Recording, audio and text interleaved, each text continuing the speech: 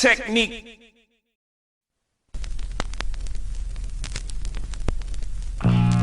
You know, thrift shops, garage sales, and if you want to go there, you know, I've gotten a lot of stuff from places like that. Then it goes to digging all over the world, you know, seeing it other places. Like, wow, look at this little shack with, don't look like nothing's in there. You go in there, it's dusty, it's crazy, you gotta wear gloves, mask. Dusty Needlez. One technique. At Rock 80, watching Dusty Needlez. It's official. It's official. You're watching Dusty Needlez. Worldwide. What up, you guys? You guys are now tuned in to Dusty Needlez TV. It's 2017. I'm right here with my man, Ed Rock 80. What's up, man? What's up? What's shaking? Oh, man, check it out, man. This is the thing that we got going on. We are on a new platform, Radio 1 The Heat. And the first show for that comes out this Friday, Ed.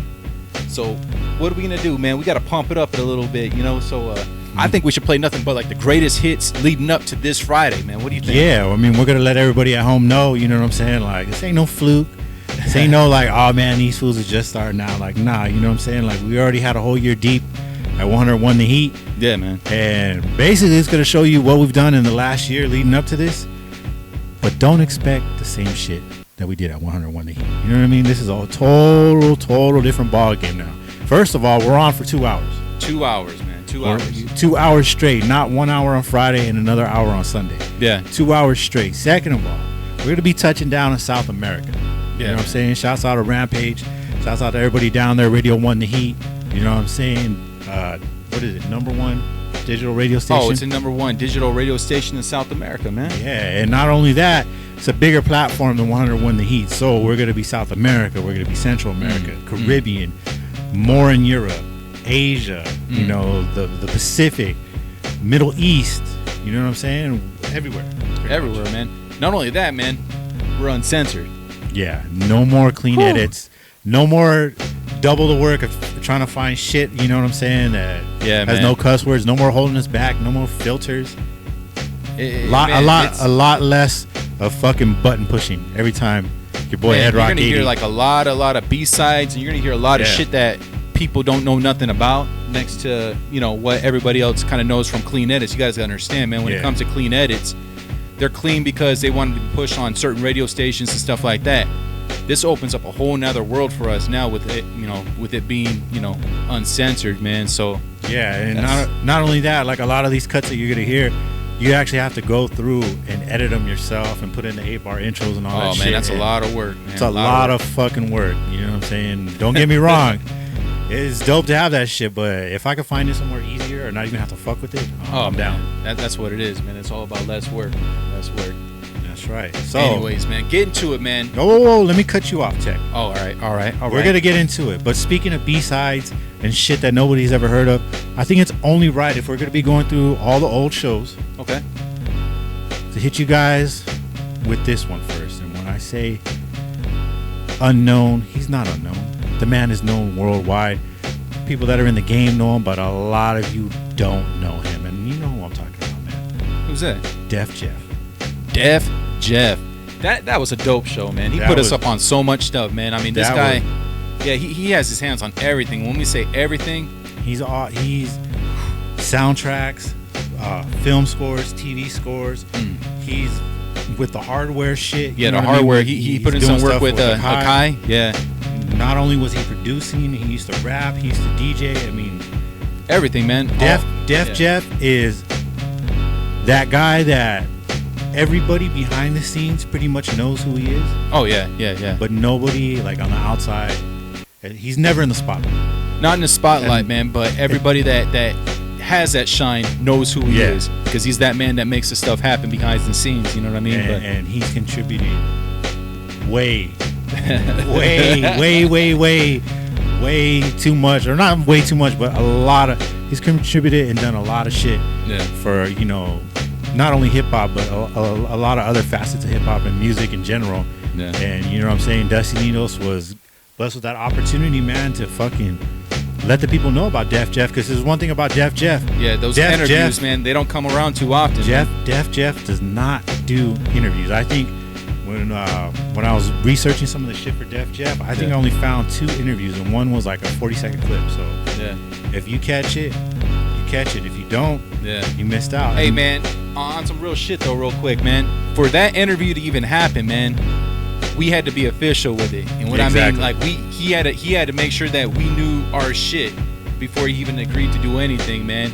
And man, I don't know if we should even be saying that, but that's what we get when we're fucking with this type of show, man, with Dusty Needlez.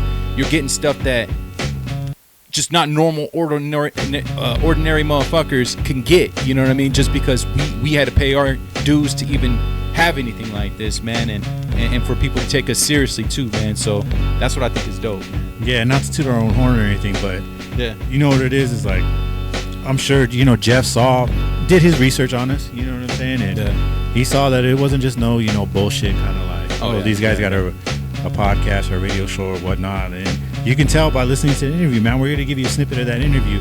You know, we weren't asking them no dumb questions. It wasn't like, oh, hey, what's your favorite color? What's your I don't favorite think TV? any of our interviews are like that, man. I mean, we asked Jeff a lot of stuff, and also we let him speak on what he wanted to speak about. Yeah, that's real. And I think that's what made the interview so good. And you know what I'm saying? It made it for a classic interview, because how many times you hear these interviews and stuff, and you hear these people like they only want to ask you, they only want to talk about certain shit. When you come on Dusty Needlez, you don't want to answer my question. Yeah. Don't answer my question. I mean, we'll get into it later. You know what I'm saying? Positive K. I asked Positive K something, and he fucking turned around and flipped that shit on me, and I'm not even mad about that. You know what I mean? I mean, that's the kind of interaction we want to have. Like, we're not gonna afraid to ask you certain stuff. Don't be afraid to fucking not answer it, talk shit, or you know what I mean? No, that's what it is, man. Before anything, man, that's what this show is, man. And like before anything, before DJing, before anything, we're fans. Yeah, we're real fans of this shit. So you kind of hear that in our interviews, that we got all the nerd questions that we ask next to Tech will ask all the nerd shit and all the technical shit. I think your boy Ed Rock 80 will ask, you know, whatever, you know what I'm saying? Like when I asked Radix about those backyard boogies that him and Tumex were doing on Instagram. Yeah, that shit had, you know you're doing a good interview when you have the guy laughing because he remembered that shit from back in the past. It's not the typical interview, you know what I mean? And you had to be a real fan, and you had to really follow up on somebody and be in tune with it to even know about that, because if you weren't on the gram, and honestly Raz wasn't even posting it, it was Tumex that was really pushing that. Tumex was really pushing it that hard, you know what I mean? And they were backyard boogies. They were literally, we'll show up to somebody's backyard and rock the party with you, you know, as long as you guys got food and, you know, drink or smoke, whatever. Yeah, man, because, you know, when it comes down to it, man, it's for the love, man. They want to have a good time, and they can make a few bucks in the process, and so be it, man, whatever. Anyways, man, we're going to pull this one out of the vault right now, Dusty Needlez Vault. We're going to do the interview with Def Jeff. You guys keep it locked right here, Dusty Needlez TV, y'all. This is a Dusty Needlez exclusive. Dusty Needlez exclusive. Like you know. Right here on 101. Damn. The Heat. 101 The Heat. You guys are now tuned in to Dusty Needlez, and I'm your host, One Technique, over here with my boy, Ed Rock 80. And right now, on the phone lines, we have a true pioneer of hip-hop, someone who debuted in 1989 with his critically acclaimed album, Just a Poet with a Soul. Not only a great MC, but also a great producer, has done work in film and also in the music industry. Worked with artists such as Nas, The Game, Bumpy Knuckles, J. Cole, and the list goes on and on. Right now, on Dusty Needlez, we have the one, the only, Def Jeff. What up? What's good, fam? What's good? Everything's good, man. First of all, thank you for coming on the show and blessing us with this. Man, thank you for having me, man. I appreciate you guys reaching out. Rampage called me last night, and it was like, man, my boys are the real deal, man. You got to talk to them. So, man, got y'all Rampage out, you know? Yeah, definitely. Rampage, man. Yeah, shouts out to Rampage, man. I appreciate that. Jeff, first thing I got for you, man, on dropping rhymes. Now, I know that for me, it sounded like you flipped an Etta James sample. And then, you know, I was... No, that's actually Etta James. That was going to be my question, man. Was that really Etta James on there? And how do you link up with Etta James? I mean, because, you know, Etta James is a legend, man, with soul music. Super legend, man. We were signed to the same label. When I was on Delicious Vinyl, they were distributed through Island at the time. Chris Blackwell. And I actually did my video, Give It Here, my first video I ever made. I did that at Chris Blackwell's house. He was the owner of Island at the time, and Etta James was on Island as well. So the person that owned my label at the time that signed me, Mike Ross, he said, what do you think about doing a song with Etta James?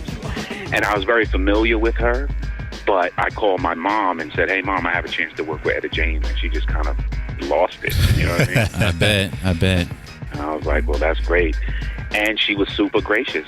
I was so happy that she, you know, just worked with me, because she's this iconic legend and I'm just breaking into the game and trying to get my feet wet in hip hop. And she agreed to work with me, man. And she was awesome. She was super, super awesome. It's like a huge privilege. That's dope, man. That's dope, man. And then, like you said, you know, you just let everybody know that you were on Delicious Vinyl. That lineup, man. I mean, you, Tone Loc, Young MC, Mellow Man Ace, and then later on with the brand new heavies, The Far Side, Master Ace, the Born Americans.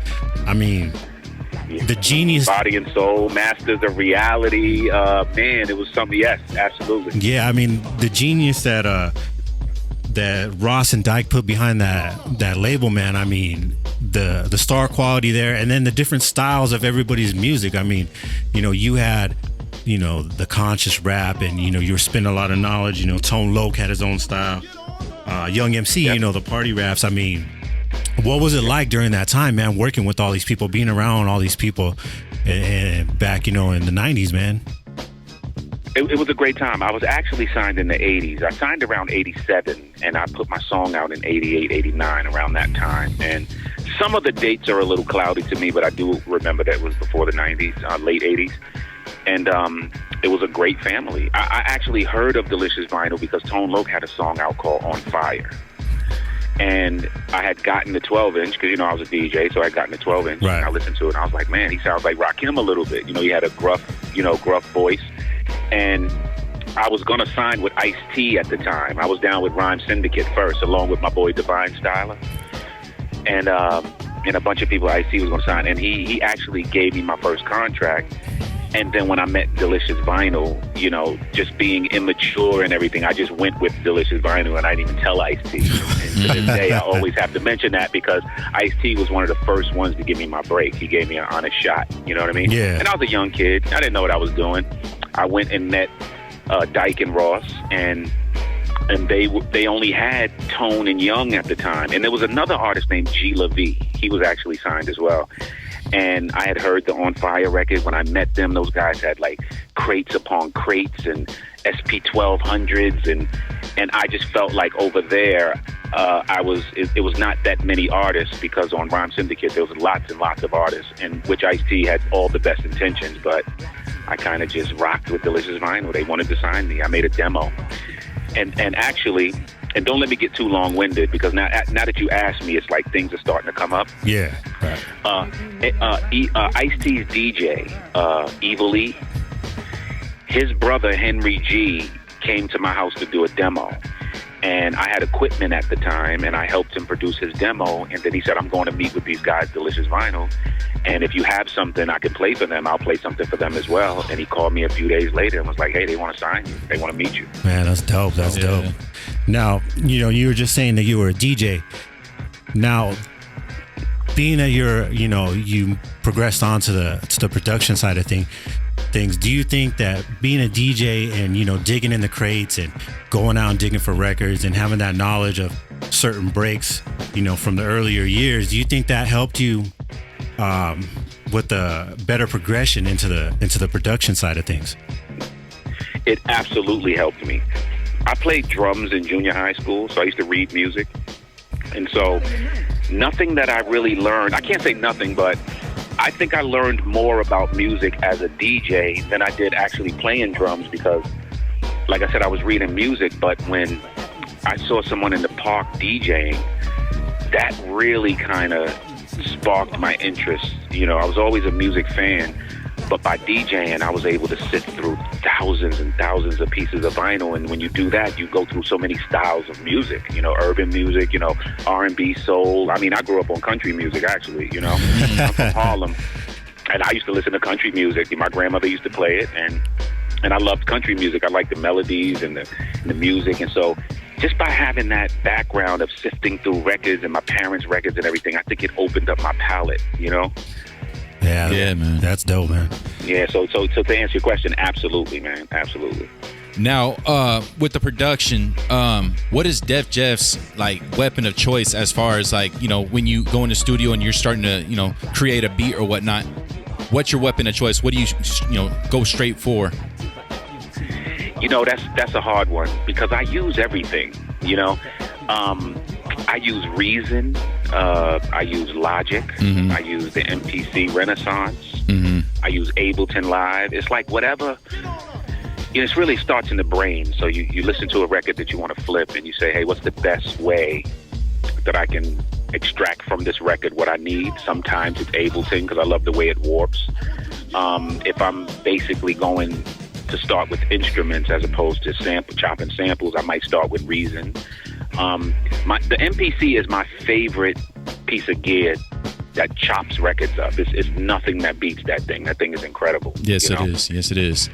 And I was an old MPC guy too from the beginning. You know, I started out on the S950 and the SP12 and SP1200. So, you know, I love the hands-on that you have of putting a record into the Renaissance and chopping it up and getting all the pieces. So it's hard to say what my favorite thing is, but each time I open a piece of software or if I fire up the MPC, I kind of have an idea of what I'm trying to do. Yeah. You know? You were talking a little bit off air about the MPC and, you know, the 2.0 version that's getting ready to come out and the new features. Also, you said that you've done some stuff with Akai as far as samples. Or... What I did was I did the sounds that were in the hip-hop sounds in the MPC 1000 back in like 2004. I actually created the hip-hop sounds for the MPC 1000, and I had created a relationship with Akai, and then they put the sounds out, and they sold the company because I had hooked up with the original owner of Akai. His name was Ko Suzuki. So my friend Joe Wolf introduced me to Ko Suzuki, and they liked the way I chopped everything up, and they was like, hey, we want to work with you. So I worked with them on the 1000, and then fast forward about maybe 10, 12 years later, another friend was working for the new Akai because they had sold the company a few times. So another friend of mine, Charles Dixon, said, hey, I'm working with Akai. You need to come and talk to these guys. And I hooked back up with them, and they said, we're developing the Renaissance, and we want your input. And a bunch of producers, they reached out to Primo and DJ Toomp, and I mean, so many names. So I actually was part of the development team for the MPC Renaissance software. So now to get to your question, the 2.0 software is more like a full-on DAW. They're going to have audio tracks, you know, just like it is in Logic or Pro Tools. You'll have audio tracks and warping, and they've really stepped the software up crazy. It's going to be amazing. I can't wait. That's insane because, man, I mean, it's almost like you wouldn't have to use Pro Tools anymore or Logic or anything if you're able to do all of that right there. I know they had on previous versions where you're able to use like, I would say VSTs and RTAS files and stuff like that. I know everything's kind of changed with the new versions of Pro Tools. You know, I want to say it's AAX files now for the plugins. You know, that's kind of crazy where you can just say, you know what, I'm not going to use anything else. I'm just going to make everything strictly right here off of this. That's insane. Now, I know you probably wouldn't know the answer to this question, but I'm still going to ask it. Do you know if this is going to be a free update for owners of this, or is this going to be something that needs to be purchased? That I'm not sure about. I keep hearing, you know, I don't have any inside information on that part. I hear that it's going to be a paid upgrade. I hear that it might be free. Still don't know yet. Still on the fence. You know what I mean? I mean, not on the fence. I'm still a little bit in the dark as far as what exactly they're going to do. And again, you'll be able to use the MPC to do everything. But just like the software now, version 1.9, you can actually drag. So if you have your drums on track 1, you can actually drag the stereo file out onto your desktop, and you can drag it into Pro Tools to mix if you want to. It's so intuitive. You don't have to. Remember back in the days, you had to wire up, go out of 1/4 inches into the interface and kind of hit play and record everything into your DAW.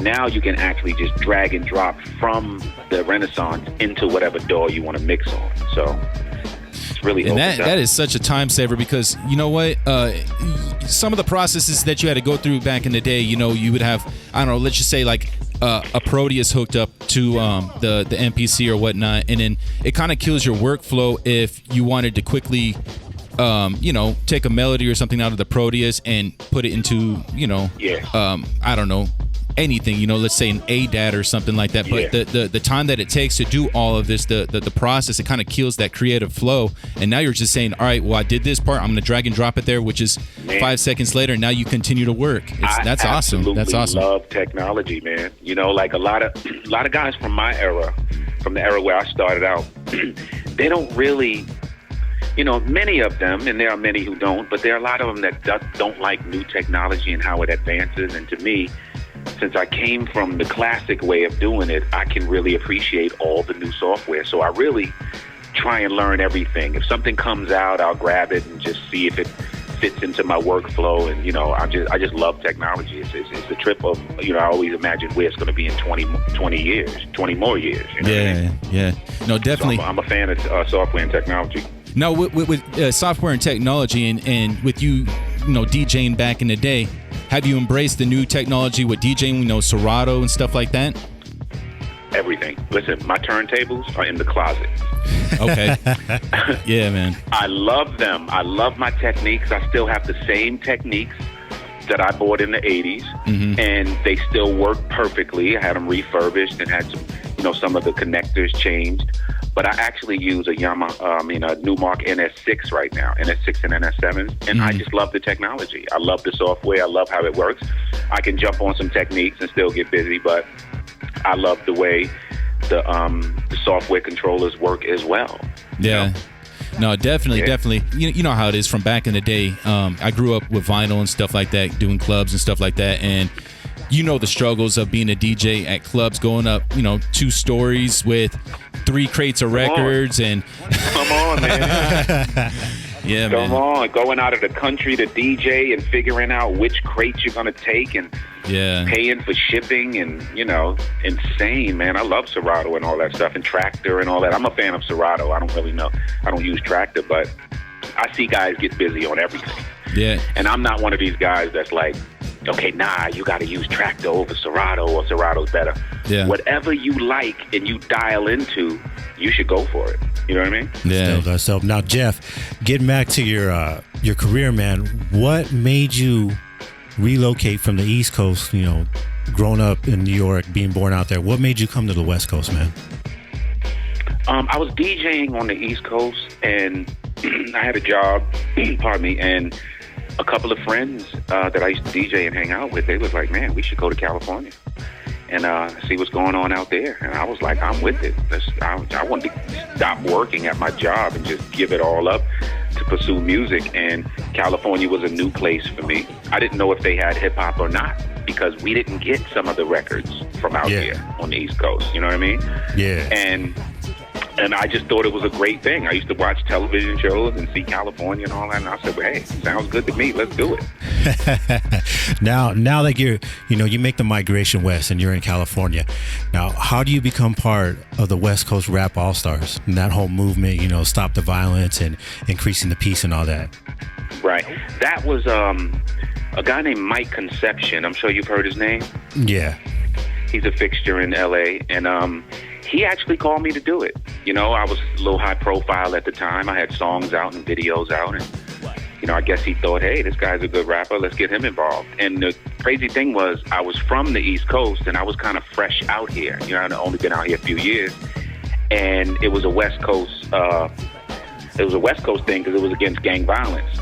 So when he approached me to do it, I said, well, I don't know much about Bloods and Crips and gangs. I wasn't very versed and knowledgeable about that subject. So I just came from my conscious perspective and came from the black perspective on it, and it just kind of worked. Yeah. You know what I mean?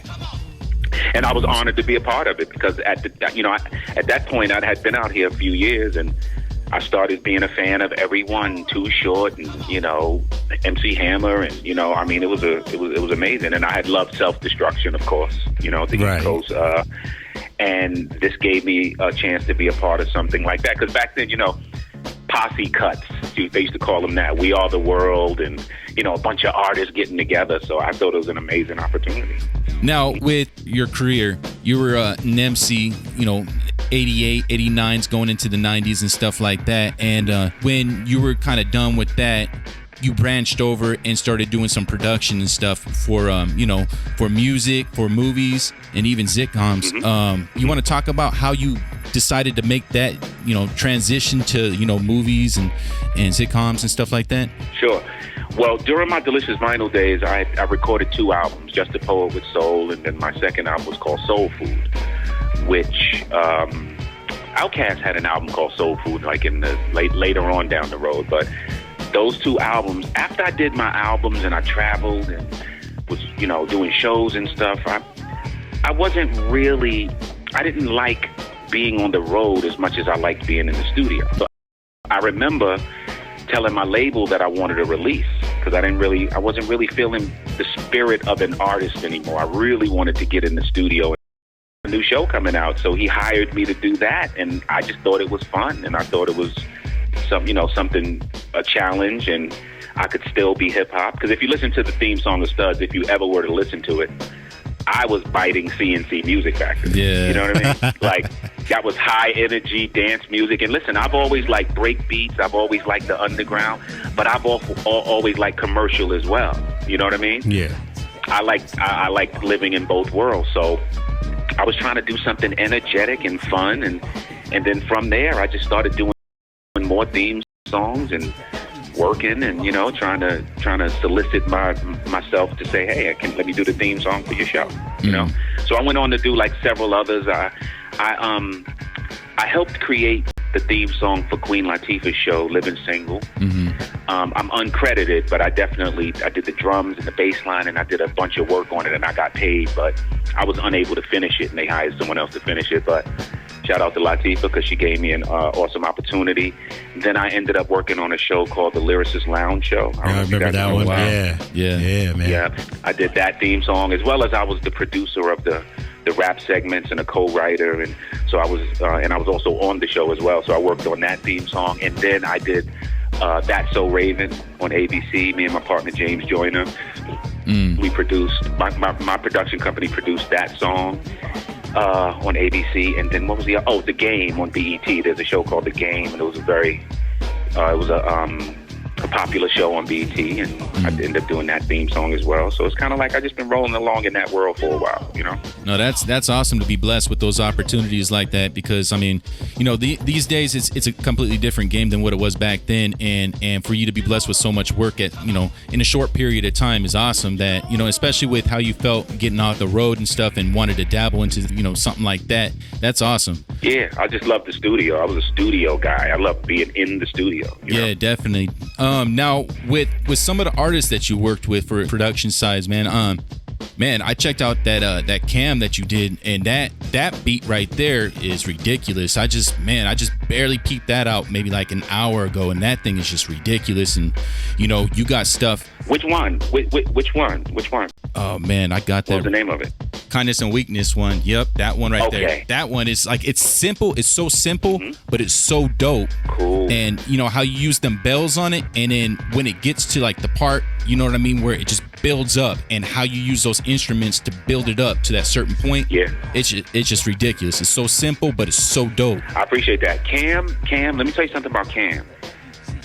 You're not gonna out-rap Cam. He's incredible, man. And the funny thing is, he sounds current, and in the same breath, he sounds like he sounded when he came out. He's like, which leads me to believe that he's always been ahead of his time, because he's just solid. He's one of the most solid rappers. He's probably, I'm gonna go out on a limb, he's probably my favorite West Coast rapper ever, because the subject matter he's serious about his subject matter, and he has style, and he's multi, he has multi-syllable rhymes, and And was really an honor working with him because he's dead serious about what he does when he goes in the studio. He don't play around. You know what I mean? Yeah. Now, besides Cam, who else would you say is, up there on Def Jeff's list of artists to work with? I just love creating. So really anybody. I love Kanye West. He's phenomenal. I think he's more phenomenal than people actually realize. Jay-Z, of course, he's one of my favorites. I mean, listen, I'll do a beat for Future. You know what I mean? Like, as long as it's music and we can get in there and collaborate, I'm down. So, I guess Kanye and Jay-Z would be the two that are on my list right away. Mm-hmm. But outside of them, I'm just happy to collaborate with anybody that I can catch a vibe with, That's dope. Now, would you say that you're the producer that wants to have the artist in the studio, wants to feel the vibe, wants everything to be right there in front of them, opposed to like sending somebody a track, sending them the Pro Tools and having them send it back to you and, putting your touch on it? Yeah, I am because, I like collaborating. So sometimes some artists, they're not producers. They're artists, and they're great artists. Mm-hmm. But, when that producer gets in there, depending on what direction he wants to take music in and he wants to collaborate, I am the consummate producer. I just don't like giving people tracks. Now, sometimes it works out. Some people you can give a track to, and they will blaze it out. You give the Game a track, oh, he's going to knock it out, and you're going to love what he sends you back. Yeah. You know what I mean? No. But some artists, what they send you back, you're not happy about it, and then how do you tell them, Yeah. So I'd much rather be in the studio with the artist, depending on the artist or depending on what they do, There's no set way I like to do it, but definitely love being in the studio and having that collaborative energy, Yeah. Now we're talking about being in the studio. You made one of the dopest tracks for Game, that 100 bars and running. Now, yes. With that, what was that like, man? I mean, because he was going through a lot at that period and stuff like that, and just to be through that session, what was the vibe like, man? Well, I liked the Game. The minute I heard him, I thought he was incredible. One of my friends that I grew up with was one of the guys that helped discover Game. So he used to bring him around to the studio, and Game used to come and hang out at my lab, or I'd go over and work with Game. And when I first heard him, I was like, yo, this dude is incredible, man. I really thought he was ill. So I worked with him early on. We had cut a couple of records way back, and I don't think any of them ever made it. And then I had given him a track that my production company produced, and he ended up using it on his mixtape, So that's dope, man. Now, speaking of the future, and things coming up, will we ever see Def Jeff put out another album where it's 100% produced by yourself and the rhymes are 100% you, featuring yourself again? I'd like to, but I'm kind of in this safe zone right now where, people say you're a classic artist or old school and legend and all that. All those are very nice titles. But I did what I did, and I like where it sits. I like where it is, and I would hate to poison that by coming out with new music, because I don't know if my spirit of an artist is there like it used to be. Right. But you never know, because I still write rhymes. I still get in ciphers. Anytime I'm in the studio producing, some of the young guys, and we'll get in there, I always got some hot bars for them. And every time we get in there and, we start spitting, they all ask the same thing. Hey, man, you going to put out some music? So I don't think so, but you never know, Yeah. Maybe I'll catch the energy or the bug one day and say I have to do it again. But I constantly write just to exercise that muscle, Yeah. So, by the way, I checked out your Instagram and I seen a picture with you and Dr. Dre. What was that about? What kind of session was that? Okay, that was Dr. Dre's radio show, The Pharmacy. It's on Apple streaming site, Beats One, Apple Music. And a good friend of mine, Rashidi, pitched me to Dr. Dre to come down and see if I could possibly work on the show. And Dr. Dre pulled the trigger and said, hey, let's see what you got. So they let me co-produce and be involved in DJ Premier's episode. Oh, wow. Which is awesome. Yeah. We were playing all kind of great music. So we were coming up with sketches and skits and picking music, and I worked with Exhibit. DJ Battlecat, DJ Bobcat, DJ Pool. We were all in there just trying to make Primo's show pop off. I got to check that episode out. I missed that one, man. Yeah. Man, I got to definitely check that one out. It was a lot of fun, and actually just watching Dr. Dre work and his decision-making process, I was super impressed and super honored to have the opportunity, you know? Yeah, that's what's dope, up, man. That's dope. Yeah. Well, check it out, man. We're going to go ahead and let you get back to it. I know you're a super busy man. You're in the studio right now. Yes. But if anybody needs to catch up with you and follow what you got going on, what are your social media contacts? All right, you can follow me on Twitter, OG Def Jeff, OG DEFJEF. And my Instagram is at JeffWord, JEFWORD. That's where you can catch up with me at. Yeah, man. I want to thank you again for coming on Dusty Needles. This is still the Def Jeff Takeover. It's 101 to Heat, Dusty Needles. Let's go. What's good, everybody? This is Def Jeff, a.k.a. Jeff AF, a.k.a. Jeff Lee Bailey. And you're tuned into Dusty Needles with my man One Technique and Ed Rock 80. What up? You guys are tuned into Dusty Needles. That was a classic episode right there from the Dusty Needles Vault. That was the Def Jeff interview, man. What you guys think about that, man? Let us know on all the social media outlets. Everything's going to be at Dusty Needles with the Z. Anyways, Ed Rock 80. What's up, man? First of all, man, once again, thank you, Def Jeff. Yeah, that was for blessing us with that, man. Yeah, giving us the time out of your day, out of your busy schedule, to let me and Tech do what we do. Yeah, man. No, for reals too, man. I mean, I always thought that was real dope how he opened up about the Akai and all of that. Yeah. How he broke all of that down, and you can hear that he really likes like the technology and how it evolved and all of that stuff. And from the interview you guys heard, man, he used to take them crates, you know what I mean, up them steps to the clubs and everything else, man. So, man, speaking of people taking time out of their day to let me and Tech do what we do. Yeah. Next one we got to hit you off with was the very first interview on Dusty Needles. Forget that was our very first interview of anyone, period, man. Well, I mean, you kind of did interview me. True. Before that, your boy Ed Rock 80. But man, what I'm talking about is a Razzcast interview. Now let me set this up. Here we go. Let me set this up. Here we go. Let me tell you. First of all, shouts out to Razzcast. Yeah. You know what I'm saying? Big ups to Razzcast. For the same thing. Taking time out of his day. Now, when I literally say he was taking time out of his day, like my man, he just barely touched down in literally New York. Flew to New York, and he was getting ready to do the sway in the morning. Yep, and he checked in from the hotel. Yeah. Called us up, said, "Hey, you know what, man? I just touched down. I'm checking in.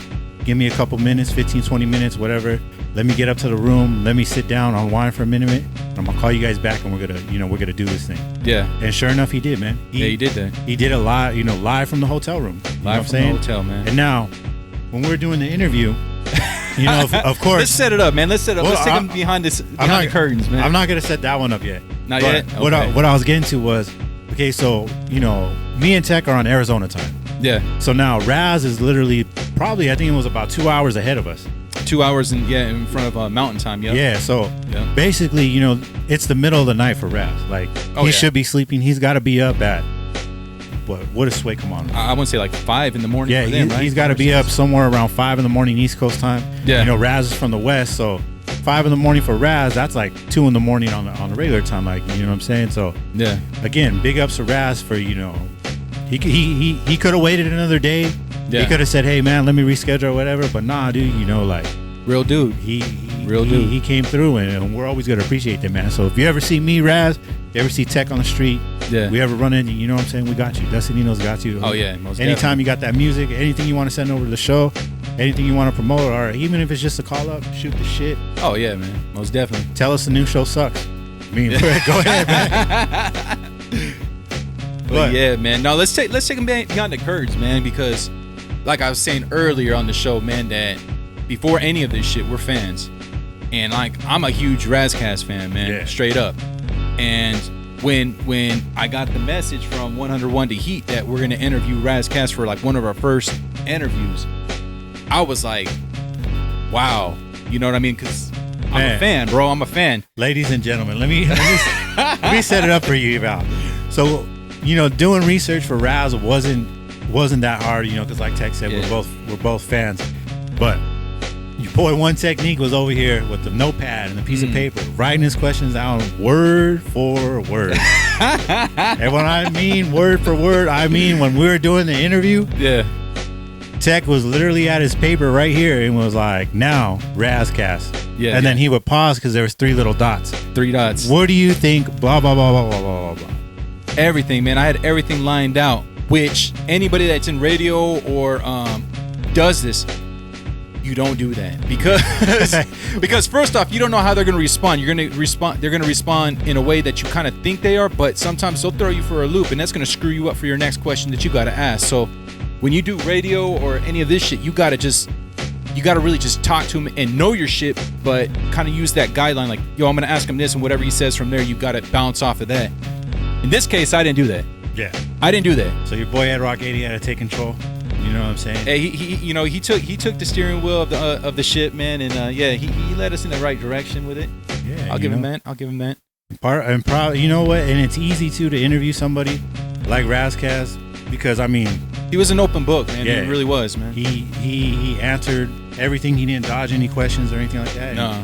You know what I'm saying? It was like me and Tech have been homies with Razcast all our life, and we're just sitting there shooting the shit. I mean, other than me trying to script talk, you know what I mean? But after I kind of loosened up a little bit, but you got to understand, man, I was shaking though too at the same time, man. I was like really shaking and stuff, like nervous and shit. You know what I mean? Yeah. Remember that shit, Ed? Yeah, Tech was starstruck. Yeah, a little bit. I'm like, yo, he's gonna call, man. But no, anyways, we're gonna get into that interview, man. This is from the Dusty Needles Vault. Anything else? That's it, man. Let's just get to the interview. Enough talking. That's what it is, man. This is a Dusty Needles exclusive. Dusty Needles exclusive. Act like you know. Right here on 101. Damn. The Heat. Yeah, it's 101 The Heat. You guys are now tuned in to Dusty Needles. I'm your host, One Technique, with my boys, Ed Rock 80 and Clockafella. And right now, we have a very, very special guest tonight. One of the illest MCs in the game. A true living legend. Someone who sounded like a vet when he first appeared on the scene as a rookie in 1994. Mr. Golden State Warrior himself. The one, the only, Razcast. Yo, peace. How's it going? Hey, what's good, fam? What's good? Hey, I just want to let you know right now that, we really, really appreciate you taking the time out of your busy schedule to come on the Dusty Needles show. Thank you, man. Thank you. Now, man, for anyone who just tuned in, right now we have Razcast in the building. For all the new jacks that may not be familiar with Razcast's work, let me break you guys up with his resume real quick.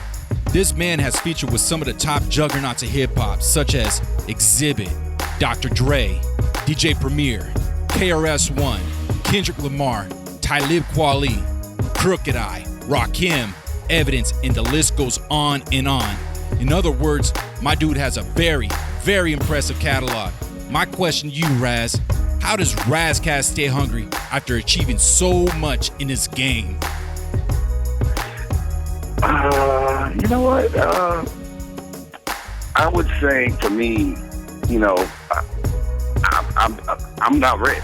So I always look at my friends and I'm like, not comparing myself, but my contemporaries would be Mos Def and Outkast and Exhibit and the people right before us. I would say it was like if I was a freshman, then like the sophomores and seniors were like Big Pun and Nas and Rakim and Biggie and whatever. So I look at them and the things they've accomplished. My peers once again are like Eminem. So I watched those Common. I watched these people. Whatever they kind of got the equity and that recognition that they deserve, rightfully deserve. And I'm always feeling like, hey, they tried to kind of forget about me. So I still got something to prove. So it's that friendly motivation, that competition, that equity that I feel that I deserve, and to be recognized as one of the greatest MCs ever. Because they'll try to do these greatest rappers ever and act like I never did make a contribution. So I can't have that. So I'm still hungry. I got something to prove. Yeah, man, that's dope. Yeah, Raz, this is your boy Ed Rock 80 right here, and I just wanted to touch on the institutionalized mixtape, man. Like, with your whole situation that was going on at that time, like, how did you stay focused with everything that was going outside of the music game, outside of the rap game? How did you stay focused and deliver the fans probably one of the dopest mixtapes that I've ever heard, man. I almost slept on it. I'm not gonna lie, I almost slept on it, but man, when I got that and I popped it in the deck, front to back, nothing but fire on that. Thank you, brother. I appreciate it. Adversity introduces a man to himself. There's another saying that goes, necessity is the mother of invention. So sometimes when, it's just like being poor, like we make stuff. We create drums when there aren't drums. We make music with vinyl. Like, we will create. So it was just going through stuff and having to really get it out of my chest. I call it therapy anyway. So for me, I'm usually writing about what I'm going through, when I'm happy, I'm frustrated, I'm sad, I'm horny, whatever it is, I'm angry, and I'm just kind of getting it out. So for me, it's that was the zone I was in, just feeling like, my back's against the wall, this is where I'm at, and the music is really the canvas that pulls out the feeling. Like, the music kind of tells me what to say anyway. Right. And whether that's for good or bad, whether people like the song or not, or like the record or not, the music speaking to me to get these things off my chest, because a lot of it would be buried in my subconscious. You know what I mean? So for me, I just was lucky enough to have the people around me to give me the production that pulled the things out that I needed to get out of my system before I went crazy and went postal service on somebody. Postal worker. Another question I got, man, is how important is it to obtain and retain all of your masters? I mean, everybody knows that the music game is a cutthroat business, and you see a lot of these artists, they go through these deals, they sign these deals where, they're not even getting a cut on their masters. They're not even basically like owning their own music. You know what I mean? It's the most important, and they don't want us to realize that, but even to this day, there's contention with the people that have ownership of Soul on Ice, and they didn't do well with, it's kind of like a baby that like they just steal from you, so this, Soul on Ice is my creation, my thoughts, and not just me, along with all the people that help contribute in a positive way, and then the other people said we own it, and even after they did things to destroy it, and it's a part of you. So my advice to people is always like, we didn't understand the power of our masters, but it's intellectual property. And what that means is, when Michael Jackson died, even if he would have had not $1 to his name, once people started buying Michael Jackson's record, not that he didn't have $1 to his name, but just say, for instance, he did. Or the whack things, like when Big L or Sean Price, when they die, all of a sudden people want to act like they love them and start buying their records. Like, Big L went gold for the first time after he died. That's weak. But the positive side about that is that his family, his kid, if he had a kid, his mother, him owning his masters, at least your family lives. Your family can be sustained for generations off of your contribution, so you're not completely dead. You're still providing for your family. And that's what your master is. It's the way for you to provide for the next 100 years for your family. And that's why they want it from us. And that's why they don't want us to realize how important it is. So they feed their families off our backs. What do you think happened with jazz and rock and roll? Chuck Berry and all of them. Yeah. They've been feeding their families off our families' backs. Yeah, that's right. I mean, ladies and gentlemen, what you just heard right now was a gem, a jewel, some words of wisdom from Razkaz, and everything he said was 100% true. I mean, I'm mind blown right now. Mind blown because, I mean, me and Technique have been in the game, we know kind of things here and there, but to actually hear from somebody has the stature of Razkaz, it's like being at school, man, being in front of the teacher and, getting that lesson, getting something that you can live by. And I appreciate it. I mean, a lot of some of this I've learned the hard way, and then sometimes, people have told us, people try to tell us, own your masters and be independent, and, then we get lulled to sleep. But it's your most important vehicle to have something for, if you're going to be an artist, if you want to express yourself, you should have control of it. Right. And then my last question I got for you, man, I'm really heavy on the gram. Follow all kinds of people on Instagram. Stay tuned in. Now, I seen this thing on 2Mex's page where it was... yeah, man. Yeah, you can... Yeah, we take it back to Project Blowed and all that. Where 2Mex was saying DM him if you wanted to get 2Mex and Razcast to rock your backyard party, your barbecue. We want to, because he's so awesome. So he was like, yo, let's do it. Because he did one. I was like, I would do them let's go do some barbecues and just keep it 100 on some hood. So, I love 2Mex, man. We are definitely, I think we got booked for one. He was like, you really down to do this? I'm like, yeah, bro, let's do it. That's just fun, man. Sure. Yeah, man, that's dope. That's dope, man. Hey, man, with all your contributions and success that you had in the golden era of hip hop, man, how does Razcast feel about the new generation of MCs, man? Do you think they have like the challenges that you guys had growing up in the golden era? Nah. It's always gonna be the same but different, and I don't expect them that. I don't hold them to have to be like I had it, because I didn't have it the same as. Rakim and Eric B. and not even Pac and Biggie. I just had a different journey. They kind of opened doors, KRS-One. So, they have their own challenges, and the ones that figure out how to market and promote themselves and be independent and there's people touring around the country and they're not signing nobody. And that's dope. I'm watching the younger dude, it's a door that we helped open. And, I'm watching, lyrical West Coast hip hop wasn't even something that people really accepted. So I'm watching people have success with that. That's dope. It's dope to hear, go to watch a battle and it's hot chicks and it's people of every nationality and fly and the bars being spit. So it's all the contribution. My whole thing is do your part. Yeah, man. Hey, man, looking back on your successful career, at what point did Razcast say, man, I made it? Never said that. Never say that? That's right, man. That's a never said that, man. I've never. Once again, it's not the validation of it. But if I wanted to buy a Bentley, I'd like to be able to buy one. I put in enough work because, if Common or Most or whoever wanted to buy one, I'm sure they could afford it. I haven't got there yet. I can't go just buy the Bentley. So I never felt like I made it. When I got enough to make sure my mom never has to worry about a bill ever again, then I'm okay. That's when I made it.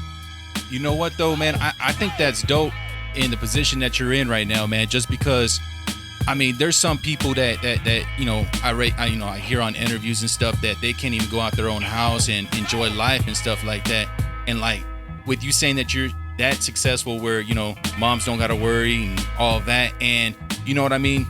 I don't know if you got hounded right now at the airport for autographs. I'm sure people recognize you, but to the statue of Common or someone like that, you know what I mean? Right. You could still kind of wander around the world, or how does that work? Mm-hmm. Yeah. Yeah, no. The random people. It'll be it might be the police officers. It could be the white girl. It could be the Asian dude. I never know. The people who dig my music usually are cerebral, but they come from all walks of life. And cerebral can be even very hood. So people that have been in prison, like gang members like me, because they're like, you say real stuff. You don't glorify it. You talk real. Yeah. So yeah, going through TSA recognized me. So that's always left. Like, yo, Solo Lights. I was just banging, Miami Lights 2 days ago. That's what the dude said. I'm like, oh, that's what's up. I'm working on Solo Lights too. He's like, I gotta check for that. So, those things are dope, man. I never wanted, being around Eminem and watching that level of success. I was never jealous of that. I felt sad for him because it was really where he didn't have quiet time. I don't want people fainting when they see me. You know what I mean? Yeah. He was having that happen. Yeah. And, and then he's got his own personal issues in his life, and he's still got to deal with how many people really genuinely care about him and they just love this Eminem concept. So that's a whole bunch to deal with. I wouldn't want that. I think I might have even told him that before. I'm not envious of you, bro. I'd take about 10% of what you got. That's cool. Because that's 10% of your money is good. But all that craziness, yeah. You know what I mean? But the craziness of the rest of it, that's what he's saying. Where he's saying, I can't even go in the bathroom, use the restroom because some dude has got his camera out trying to take a picture of me. That's weird. You feel me? Yeah, it is crazy. That is crazy. Yeah. Now, Raz, are we ever gonna see the Four Horsemen get back together and put anything out?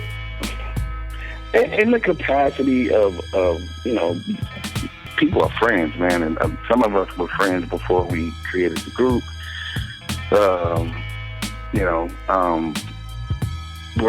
Priest is on my new album, and Corrupt's on a different song, and he's on my album. So we're always gonna be friends, and for what that's worth, yeah.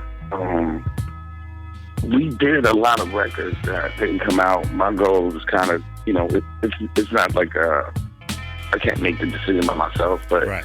I kind of have an idea to let somebody kind of produce it, like kind of change the production remix the records, and then whether we give it out or we try to sell it, I just always feel like it's a waste of energy to make the stuff and just sit on it forever. Like, at least let the people hear it, get it to the universe. So I'm totally open with that. I'm that's part of one of my secondary goals is to get it sonic and make it sound right, and then talk to the fellas and say, you guys cool with me just putting this stuff out, put it on the website and just let people, download it as they wish.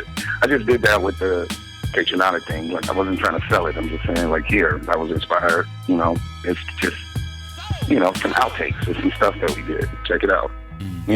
Now, speaking of production, my biggest thing as a fan would probably see Razzcast and DJ Premier whole album. I mean, what are your thoughts on that, man? Man, that would be dope. Oh, man, that's supreme, man. I'm always, I'm a Premier fan. I'm a quite a few producers fan. So when those opportunities present themselves, I'm always open to the dialogue and seeing where it goes.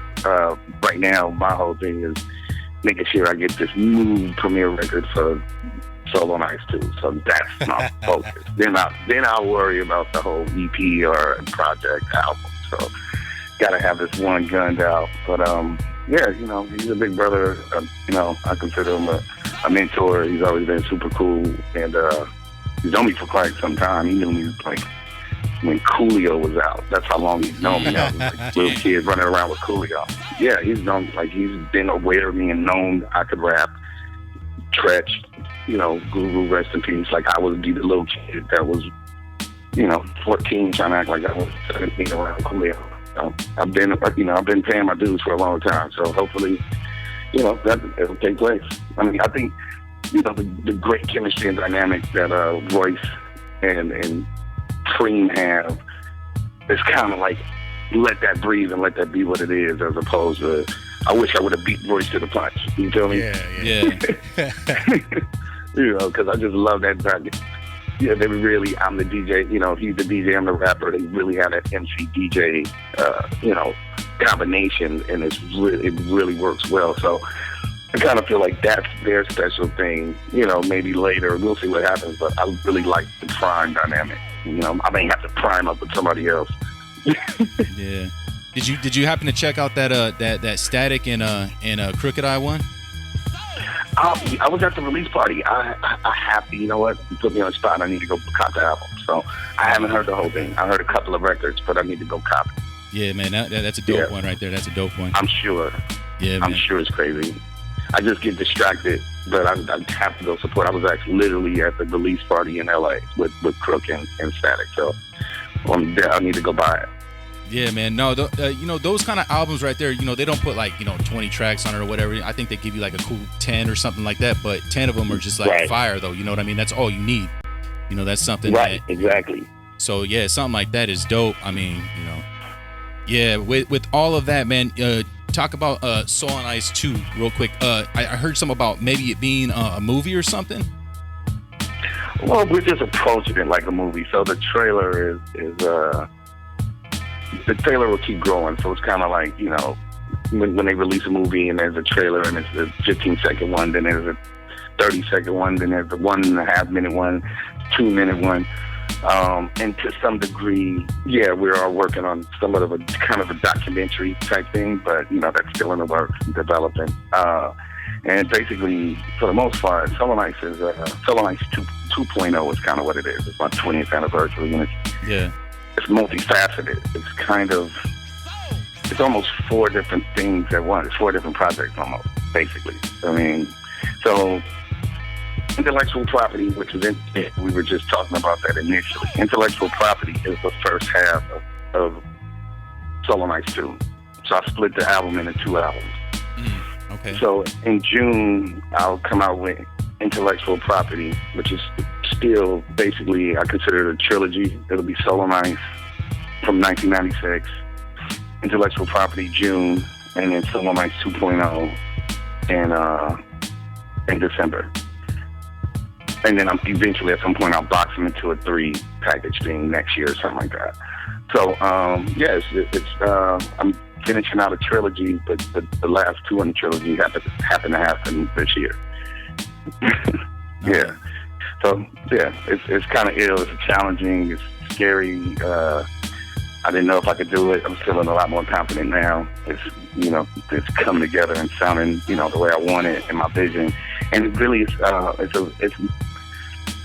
It's kind of Solo Nights revisited. I'm kind of looking at what did I grow? What did I learn? Where am I at? Well, 20 years later, from that boy, that 17-year-old boy, what did he go through? What did I make any changes? Am I just as stupid as I used to be? So it's a little bit of that, it's interesting. But it's real sincere that, I don't want to ruin it with the features and the production yet, but it's dope. People have come together and it's still growing and it's dope. I'm just very looking forward to, giving it a chance to be heard and hopefully felt and responded to. And the MC in me is like, look, dude, if you like everybody else, you gotta love me. I'm going for MC's heads. They gotta, I gotta bar out. So, that's the friendly competition. It's no hate. It's just friendly comp. I feel like I'm the best, so we gotta prove it. Oh man. Yeah, I don't think you have to prove much these days, man. It's dope. It's dope what you're doing, man. Keep on doing that. The first time I gotta say I caught Razkaz live was out in Riverside, California, off of Magnolia at a spot called In Cahoots. Oh yeah. Yeah, man. It was, I want to say, back in 2001, 2002-ish, and around that time you were having that issue with Alchemist and the Jadakiss thing, and you felt a certain type of way, and you definitely displayed that in your set. Right. But it was dope. It was super dope how you did that. We're not gonna get into all of that because I know you guys are good now. Oh yeah. But if anyone out there has never seen Razkaz live, make sure you do yourself a favor and catch this man live. You will not regret it. I promise that. Thank you. Nah, bro. Nah, thank you for taking the time out of your busy schedule to go ahead and call in over here at Dusty Needlez, man. Yes, sir. Yeah, man, we really appreciate that. Right now, what we need all the listeners to do is go ahead and follow this man. It's going to be Raz_Kaz at Instagram, or it's going to be Razkaz, all one word, for Twitter. Make sure you guys go out and support that Soul and Ice 2. Support it, man. This is that real hip-hop. This is 101 to Heat. Dusty Needlez. This is the Razkaz Takeover. Y'all keep it locked right here. Yes, sir. Appreciate you. Let's do it. Yo, what's up, y'all? This is your friendly neighborhood Robin Man, Razkaz. You are now tuned in to Dusty Needlez with my man One Technique and Ed Rock 80. Yeah, now. What up? It's your boy Ed Rock 80s, my man One Technique, Dusty Needlez TV, and man. Yeah, man. Ladies and gentlemen, that was the Razkaz. From the vault. From the vault.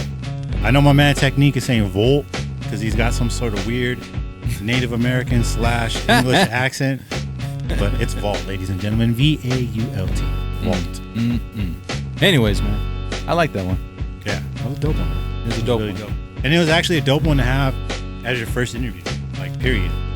That, yeah, you know what I mean? That kind of just threw you out there with the heavyweights with that one, man. You had to be, you know what I mean? That's why I wrote all my shit down. You had to, be on par with it, You couldn't just ask some bullshit. What's your favorite color? What's your favorite food, Raz? Yeah. You couldn't be on some bullshit, And not only that, man, I mean, just the way it flowed, you know what I'm saying? A lot of times, if you, I don't know, you know, I watch all kinds of shit on YouTube and the internet and all that. And I watch a lot of interviews, and you can tell, like, a lot of people when they first started doing interviews and like their first interview, it's always real rough. It's always real shaky. Yeah. And then as they progress, they get better and better and better. And like that one off the bat was just like magic. Oh man, it was meant. It was meant. Yeah. Anyways, man, I know we didn't play like the whole episode of that. We just played the interview part, but go ahead and check it out on Mixcloud, right? Yeah, it's on Mixcloud. All our episodes, man, are on Mixcloud, so you guys can always check that out, man. I mean, we did like a whole tribute mix, you know, nothing but Razzcast on it. Everybody that we usually have on the show, we do like a takeover where we play nothing but like all their joints they either rapped on or produced or whatever else, man. So, you know, check out Mixcloud for it, man. It's pretty dope. Yeah, you're going to want to do yourself a favor, especially with that Def Jeff and those Mikey D ones. I mean, because a lot of that material was hard to find. Real hard to find. Hard to find, man. So the stuff that we dug up. Yeah. Some of those cuts, you're not going to find them on YouTube. You're not going to find them downloadable or anything like that. We had to get some of them off of Wax. We had to get them, man, everywhere. You know what I mean? You just have to look for the certain stuff, man. You can't just find it on the internet or anything like that, man. YouTube or whatever else. You have to like really find it. But anyways, man, talking about the next one, man. This one to me was real dope too, man. Yeah. Like I said, man, we're fans, and you know, I got to catch this dude live, man, over in Riverside, man. Yeah. Tech caught him live. Yeah, and we're not gonna get into that. That was funny though. That was, you know, you'll hear it in the interview. Yeah. But without further ado, ladies and gentlemen, another West Coast heavy hitter, another dude me and Tech have been fans of since day one when he was with the Alcoholics. You remember his name, Tech? Because you're looking at me like you don't remember his name. No, I remember his name. Let the people know. Let the people know, Tech. Oh man, we're talking about Tash. Man, Tash from the Licks, you guys. We got that interview coming up right now. Dusty Needlez, y'all keep it locked. Dusty Needlez, exclusive. Act like you know. Right here on 101. Damn. The Heat. Yeah, 101 The Heat. You guys are now tuned in to Dusty Needlez, and I'm your host, One Technique. And I'm right here with my boy, Ed Rock 80. And we just got done drinking this whole entire bottle of this Dan Aykroyd premium vodka because we had to catch up to our guest that's on the phone lines tonight. Right now, we have one of the illest MCs from the West Coast that shines through his witty rhymes along with his non-stop party attitude. That dude they call Rico from the Licks. Right now on Dusty Needlez in the house, we have Tash. You know, how's everything going out there? Man, good with it, man. Yeah, man, everything's good, man. Like I said, man, we got the Tash takeover popping off right now. Been playing nothing but all your cuts, you know what I mean? Got some of the cuts from the Licks, you know, we got some stuff from Dilated Peoples, you know, some of your features. I think we got one of those, man, the sound bombing, when you did the sound bombing too, man. I think we're going to get into that, you know, just different cuts that people may have missed from you know what I mean? We're definitely going to keep that in rotation tonight, man. This is dedicated strictly to you, man. Like, let these people know who you really are. And I appreciate it, man. I appreciate it. Much love, much respect, much, you know, that's good for hip-hop right there, man. I appreciate it, and, you know, shout out to everybody listening, man. I appreciate it. Yes, sir. All right, now, Tash, being that you're from Ohio originally and you migrated out to the West, do you think coming out to the West, you know, that's why everything popped off? You know, had you stayed in Ohio, would the people know Tash how he is today? You know, would the whole Alcoholics thing happen? Would all that would have been going down, or, you know, would it be totally different had you stayed in Ohio? I mean, who knows, man? That's one of the questions that, you know, only God can answer. I can't really answer that question because all you knew that what it was going down, I was going to be somebody somewhere, you know what I'm saying? Somewhere, and what I was going to be, that's in God's hands, man. But I tell you what, I know that I moved from Ohio. My dad got killed. He got murdered when I think I was 11 or something like that, and they migrated me to the West Coast, and then stayed out there for a little bit. My mom married somebody, and it didn't work out, and I moved back to Ohio for like a summer and everything. And the one summer that I went back, I'm staying in LA and everything, and the one time I went back to Ohio, you know, I ended up going to jail out there and all this stuff and everything. So I just knew that wasn't my spot and everything. I knew the West Coast was the entertainment capital of the world. So what I did was just came back to the, you know, California and everything, and just, you know, just tried myself and just, you know, just that's why we here, man. I just made it happen. That's all. You know, dreams come true if you apply yourself. You know, so I'm just living the dream, man. That's all I want to do is be a musician, rapper. You know, / a real mother scratcher, or whatever you want to call it. Man. See, I added my own stuff, man. You know, but, I mean, you know, everything is. I look at things like destiny, man. I look at, you know, how much work I put into, you know, being in the right place, right time. We never was lazy with stuff and everything like that. And the West Coast, you know, when we came out with the alcoholics and everything, people don't realize me, J-Bo, and E-Swift, we was rapping in high school. We was rapping 6 years before we even came out. You know what I'm saying? Man, that's dope. So, that's dope. You know, we had a whole history and a whole catalog and a whole, I mean, as far as like demos and, you know, rapping on people, you know, King T albums and, you know, all that stuff. We had that already knocked out. We just said we can't stray off the path of what we trying to do, dealing with knuckleheads and everything. Because LA is a real pretty, beautiful / dangerous place if you know what I'm saying, if you make the wrong move. So yeah, we just partied this whole time, man. I ain't gonna lie to you. Ain't a long drawn out story. We just get drunk and make songs and have girls and party and smoke weed and do what we do. You know what I'm saying? Yeah, man. I have no clue how we got here, but we here. You know what I'm saying? Man, now speaking of partying and getting drunk and having the ladies around, man, has there ever been a time where you had too much partying? You know, was there a time where Tash said, you know what, I'm just gonna throw in the towel, I'm gonna go home, wrap myself in a Snuggie and just chill out, man, I'm done with the party? First of all, I don't know what the hell a Snuggie is. Oh, man. Sounds like fun. I don't know. But I tell you what, it's been many nights. I mean, people think that, you know, because realistically, man, we sold a lot of records and everything, but, you know, with the numbers that everybody else is doing and everything, and you know, this person sold 4 million and this person sold 2 million and everything, we're pretty much the grinders. We was the dudes that had to get up every day like every working class person does, and he ties his boots up and goes and hits the concrete, and, you know, we was like the blue collar workers of the hip hop gang, you know? We didn't really trip nothing and everything. Then, you know, all of a sudden a lot of money came to us and everything, and next thing you know, I'm jumping out Benzes, buying new houses, doing all this stuff and everything, and I realized that, kind of like early on, even before rap life and all that stuff and everything, I realized early on, that don't really make me happy. You know what I'm saying? What makes me happy is friends, family, but definitely hip hop, you know what I'm saying, and this and that. And so, yeah, I'm sitting here with this in my bank account, but still with a frown on my face everywhere I go, because I ain't really content and happy with what I'm doing. So, you know, everybody sat down and everything, and I said, well, let me tell you this. I'm just going to pretend like I'm broke. I'm gonna act like I'm broke, and this and that and everything. I'm just going to bang out. I'm going to go to all the underground clubs, the circuits, the radio stations, the record stores are supporting, just all that, and just be the same person I am all through this whole journey. It's called hip-hop, you know what I'm saying? Yeah. I don't care how much money I get. I'm going to still be the exact same Cash that you met in 1992 or 3 when I was introduced to the world through King T and Ice-T and, you know, different people, and, you know what I mean? Yeah, that's dope, man. And then also I want to touch on Nightfall, man. Like, that's probably my most favorite cut that you ever put out. And I'm going to be honest with you, man, when that came out, I caught myself at the club going up to the ladies and, you know, telling them, hey, baby, you know, go call your Kimosabis over here. Man, like,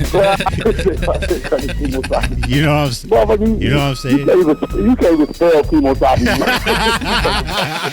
Hey, man, I couldn't, but you know what I mean? I don't know how many times that worked, man, so I got to thank you for that one, because, you know what I mean? There was a lot of good nights. Yeah, man, no babies with that business. It might work too good. Nah. I said the same thing. That's why I got 3 kids. I know that's right. Man, I have to touch on this, man, because there's not too many people that can actually answer this question. You guys recorded with ODB, man, and I know back in the day there was like no Pro Tools where, you know what I mean, you would send a track to, you know, through the internet and all of that, and somebody would lay their verse. I know, well, I'm not gonna say for a fact that I know, but I'm guessing that you were actually, you know, in the lab with ODB when you guys recorded that joint, that Hip Hop Drunkies. What was that like, man? Yeah, it was crazy. It was like ODB, man. I'm listening. We called him Rusty, and we called him all this. He got like 27 different names and everything, but I called him Russ and everything. Man, Russ was gone. I called him Dirty sometimes and this and that and everything, but we was actually the first two groups on Loud Records. The Alcoholics and Wu-Tang. You know what I'm saying? Yeah. And Loud Records like a hell of a popping record label that started with the first group with the Alcoholics. Then came Wu-Tang. Then came Exhibit. Then came Mobb Deep. Then came Big Pun. Then came this. So we was going head up with Def Jam all the time, you know? Yeah. And this and that. And Dirty always wanted to be on Def Jam. Make a long story short, man, it was just to answer your questions, and I bore y'all. I'm a boring dude. Nah, you're good, man. You're good. But I'm gonna tell you one story about that real quick, and I'm gonna make it real quick. Because like I said, I'm boring.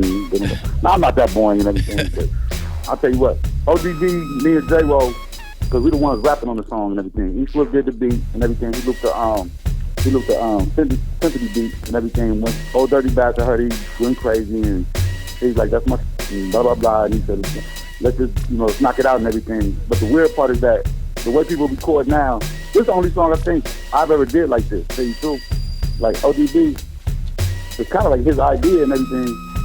He said, do you ever rap? And I said, yeah, I gotta rap. He said, J-Wo, do you ever rap? Yeah, I gotta rap. He said, well, I gotta rap too. He said, let's go in here all together. Like, people, like, one person record a verse where you go into the studio and then I drop my 16 or whatever, and then the next person come after me, he drop his 16, and then the other person drop his 16 or whatever. You know? Yeah. And that's how rap music is. That's what Exhibit told me. He said, rap music is cake mix now. Everybody do the same thing. You need to go to something else. So when you hear my new album, by the way, coming out, it's called Keep It Change, and you'll see what that's about. I'll talk about that in a minute. But we all went into the studio booth at the same time. Me, ODB, J-Ro was standing there with 3 headphones and 1 microphone. And we was like, who gonna go first? You gonna go first or I'm gonna go first? I said, I'll go first. You know what I'm saying? I'll go first. You come in the next, Dirty? I said, look, this is my last line. When I say, da-da-da-da-da, I say, I got my own special guest. You come in right there.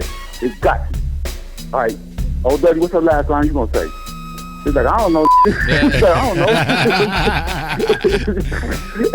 He's like, I ain't got no lyrics. Let me tell you, I'm just gonna go for it. Or whatever. But we were there, Swift had the beat on, and all that in the beginning when it goes, when it's like, what's your name? What's your name? All that and everything. Yeah. We took it from that point right there and went through the whole song just back to back, like we just rapping on the microphone at the living room and everything. Like we ain't took the studio, we ain't took that. We all snatched up and everything. And Dirty was acting crazy, of course. You know what I'm saying? Of course, like he does and everything. He's acting crazy. And we just knocked it out so quick. He said, just keep that one. Don't change nothing. That's natural hip hop, fresh ass hip hop music. You know what I'm saying? Yeah. No, it's dope, man. We came back and did the hook and everything. We couldn't take it. Look, we did all these lyrics from the beginning of the song, one take, all the way through the end. Like we was at a concert and nobody knew what nobody's gonna say and coming off each other and all this and everything. And at the end of the day, we did that in probably like hour and a half, 2 hours with the backgrounds in them and all that stuff and everything. Man, it took us 2 days to think of the hook for that. And the hook, it took us 2 days. We was over there joint. We was like, what are we gonna say? Everything. Old Daddy was like, I can't think of I was like, shit, me neither. This is one of them stories, man. I ain't gonna talk a hole in your head and everything, but I didn't realize till he passed away. Rest in peace. Yeah, man. Yeah. I didn't realize how big he was, like how, you know what I'm saying? Globally huge he was and everything. Like, yeah. They coming with the ODB movie this summer coming up and everything. They shot a movie for ODB, like it's a real movie in the movie theaters and everything. Like the story of his life and everything. So I was proud of that. Have you heard the Sun rap? Little. Oh yeah. Somebody just called me about that too. That's crazy. You said that. Yeah, man. They said because his son, Young DB, I don't know if he raps over the beat in the shows and everything, but they contacted me and asked me would I be willing to do a remix to the one I did with his top, ODB. You know that would be dope, man. Like, hey, this dude goes in, man. Like, I'm not gonna say it sounds exactly like his pops, but he does bring, you know what I mean, that real vibe, that real, you know what I mean, that energy that his father had, man. He does bring that, man. He's dope. Yeah, I just seen him. I was talking to him. I just seen him like maybe at this point it's 2 months. Okay. Real quick, I want to ask you about this, man. I heard some about, you know, the Licks doing something with the beat nuts called Lick Nuts.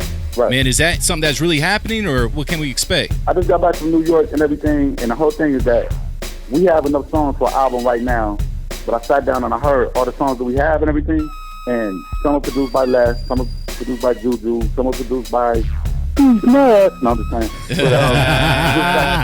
But, some are produced by a couple different producers and everything. When I heard it and everything, I just said, man, we only like 2 songs away. But it's just, the Beatnuts over there in Dubai right now and everything. E Swift is in Vegas out here with me. J-Ro, he's in Sweden. So it's just getting everybody to sit down and just make these last couple cuts. Cause I felt like as long as people been waiting, I want to give them the dopest album. But boy, oh boy, we got some. Woo! If you like the Alcoholics and you like the Beatnuts, wait till you hear this album. Like, it's crazy. Man, I can only imagine, man, because it's crazy, bro. Yeah. It's like we did it. We did the album and we thought we had enough. But when I went to New York this past, I just got back last week. Actually a week today on Easter and everything. But we just need 2 more songs and we have a 22-song album. Lit Nuts is the group and everything. Everybody's cool. Everybody's this. It's just everybody's traveling, doing their own thing. I've been doing my solo album. We've been doing this. We're working on alcoholic stuff, sending it back and forth. You know, Lit Nuts, what it means is they call us the Lit, and they're the Beat Nuts, so it's Lit Nuts. That's clever, though. Now, Tash, I mean, you worked with Corrupt, man. I mean, what was that like working with Corrupt? I mean, are the stories true that, you know, Corrupt just has lyrics upon lyrics and he can just go in there and just freestyle for days and just keep flowing, man? Or, I mean, let us know. Give us the insight on that, man. I'm about to see Corrupt. I'm going to see Corrupt Saturday. He's in LA. I just talked to Corrupt. I was on the phone with him today and everything. He's in LA. He's going to DJ Cell Studio in Hollywood and this and that. He's back from Brazil and all that. He went on the road with Dog and everything with Snoop. Man, Corrupt is a master. He's a genius, bro. I'm just going to put it point blank, man. He be making up words that ain't real words, but he be getting away with that. You know what I'm saying? He's making up some psychopathologists and all this. That ain't no real words. He just made it sound good, so everybody believes you. And every time, like, that wasn't no real word. He's like, I know it just sound good. I was like, yep. Yeah, man. But Corrupt is one of those like this. Like here's Subs on the I think the genius part about Corrupt, and Daz is a genius too on the beat. You don't realize Daz producers have to hear from that camp. You know what I'm saying? Yeah. Daz does and everything. But the whole thing is that Corrupt, when I say a genius, Corrupt will do 2 songs in one night, right? And he'll make one song from hell of a hip hop, like hell of a serving MC. Get on the, you know what I mean, on some gangster, whoop, whoop, blah, blah, blah, blah, blah. Then he'll turn around the same night and make a song, like a love radio song or something, you know what I'm saying? Yeah. Make some party shit, but he'll turn it all the way back down. See, I've always been hyper my whole life, you know what I'm saying? So, he'll be hyper until he smokes some weed, then he'll chill back down, then he run out of weed and he'll get back hyper Corrupt, you know what I'm saying? So it's like a roller coaster with that. You know what I'm saying? Like you're a Magic Mountain or something, Six Flags. You know what I'm saying? Like, me and him go head up all the time, you know what I'm saying? Yeah. And sometimes people say I get him, and sometimes people say he get me. But we just doing it out of the fun, you know what I'm saying? We ain't really battling, or we ain't doing this. We just make up stupid and start rapping, you know what I mean? Yeah, no, that's dope.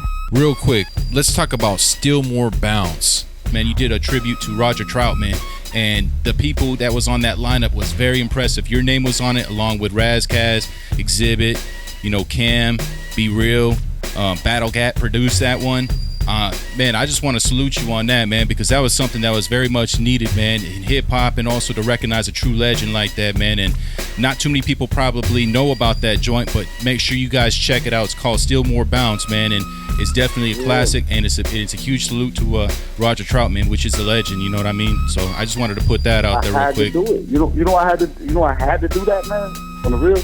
No way. Roger Troutman is from Ohio too, you know what I'm saying? Yeah. So all I used to hear when I was growing up and everything was Roger Troutman and Zach. You know what I'm saying? Heard it through the grapevine, the this and that. I grew up on Roger Troutman. Yeah. I mean, that was like when everybody was on Michael Jackson. Ohio was on Roger Troutman. You know what I'm saying?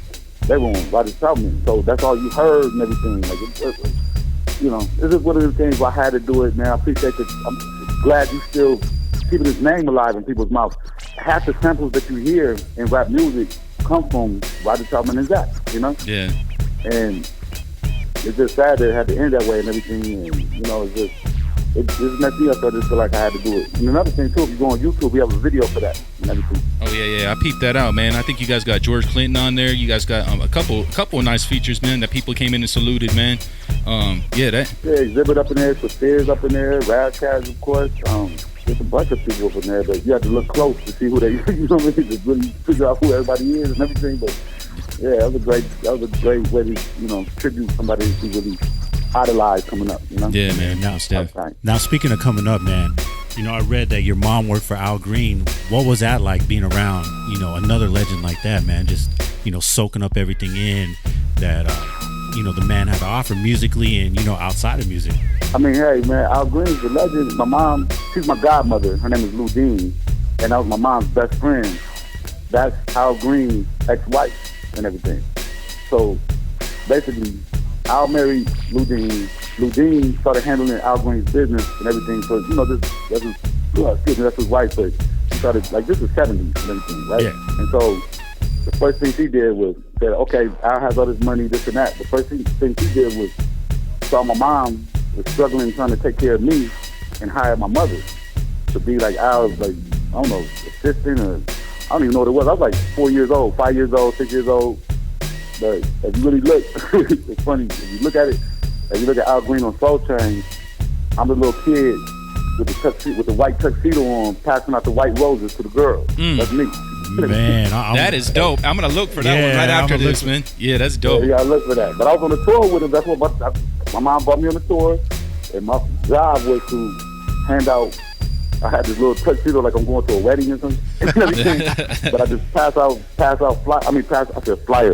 flyers to the girls and everything, and just like this. But I'm a kid. I ain't supposed to be on the stage and all this right now. Like I'm 4. I might have been 6. Now I think about it. But yeah, that was a great time. I learned a lot from those experiences and everything. It's funny because have you ever heard the famous Al Green story when he the girl burned him with the grits and everything, put the grits on his back and he had to go that? Yeah. And all that and everything, she started killing him and everything. I was there and everything. I was traumatized, but I was there. I was in Memphis, Tennessee. That's where Al lived at. So we went to go live with him. And it's crazy because I say this in a song. I said, when I get something, I don't know how to act. I said, I bought 5 different houses in one cul-de-sac. That's Al Green. Al Green bought 5 different houses in one cul-de-sac because he wanted to be close to his band. He had one big-ass house on the right, and he bought 4 more for all his band members that was with him. And we just go from house to house playing. We were kids, you know what I'm saying? We just joking, playing, and we go knock on the door, and you know what I mean? And it was, you know what the cul-de-sac is, right? Yeah. It was crazy. But anyway. It was like... No, that's what's up, man. Also, too, man, a lot of people, you know what I mean, may not know this about you. And I got to experience this firsthand, man, over in Riverside, California, man, at a spot called In Cahoots. I was doing videos and stuff for like a lot of acts and stuff during this period. It was like, I want to say around 2003-ish. And there was a live hip-hop instrument band that I was filming a video for that night, but you were headlining that night. You got to go on later on, but you're like a real dude. Like, for those people that don't know, you're not like a Hollywood dude that like, oh, come on, I'm gonna come on 5 minutes before I gotta go on stage and I'm out of the club. Nah, you showed up early. You actually showed up with Mr. Grimm, and you know what I mean? You guys were in there having a good time. You actually went outside to like the DJ setup that they had. They had a cypher going, whatever, man. You're like, man, let me get the mic. And you were over here, you know, getting it in with these fans of yours, you know, other people that's trying to get on and get put on and everything else. And you were over there just like embracing it and just doing what you do, man. So for those people that don't really know, man, Tash is a real hip-hop head, man. He will jump in a cypher if there's a cypher going on. This is what you do, man, and it was really dope. And I actually got that film, man. I got to pull it out of my, off the camcorder, but I got that film, man, and it was super dope, man. And got to salute you for that, because you got to still do that, man. You got to still do that. Yeah, man. You already know. It's like this, man. I feel like at this point in my life with hip-hop, I'll say whatever I want to now. You know what I mean? I welcome other people to do the same and everything, because you ever told me one time and everything, shout out to X to the Z and everything, he told me one time, he said, I don't even know what he was talking about, tell you the truth, he was mad about this and everything, but he was like, man, you know what hip-hop is, man? He said, man, you crack 2 eggs, quarter cup of milk, add a little mix, like a little batter or whatever you call it. He said, you put a quarter cup of water, and you mix it all up, and you throw it out. That's rap music. He said, for recipe, everybody doing the exact same shit. Yeah. And he said, we're going to do something, we got to do it differently, and everybody's doing it because everybody's putting out the exact same thing. This was years ago. But ever since he said that, I always want to do something different. You know what I'm saying? Yeah. And no, definitely. You can see that in your work, man. You have the witty rhymes and everything, man. And the thing is, man, it's like, you know, you present yourself as the party man, you know what I mean? But the rhymes that you kick are so dope, but how you end your punchlines, you got them certain witty, funny punchlines, but it's dope how you do that, man. And, you know, there's not too many people, or if, I don't know, I could even say anybody in the game that really delivers like how you deliver it, man. Man, I appreciate that compliment. That's a good thing, because that's what hip-hop to me needs, is more people acknowledging and instead of all this hardcore, I'm too tough to tell somebody what you think. You know what I'm saying? I appreciate that compliment. That let me know you genuine and you real with your. You know what I'm saying? So I appreciate that. I take that to heart. Yeah, man. Thank you. Yeah, you definitely put it down the right way, man. And you know what I mean? There's nobody else that can do it like how you do it, man. So salute to you on that. Now, I know we talked a little bit off air the other day, man, about you know, you were working on some projects and stuff, man. What do you got going on? What are you cooking right now? So like this minute and everything, I'm doing. I just got the road. Like I said, I got the road with Scarface and everything, and Bobby Hat and all them, and this and that. We went from there to all over the thing. So I've been touring. So all I got to do is just put the finishing touches on this album. I got an album. Actually, I have 2 albums that I already did.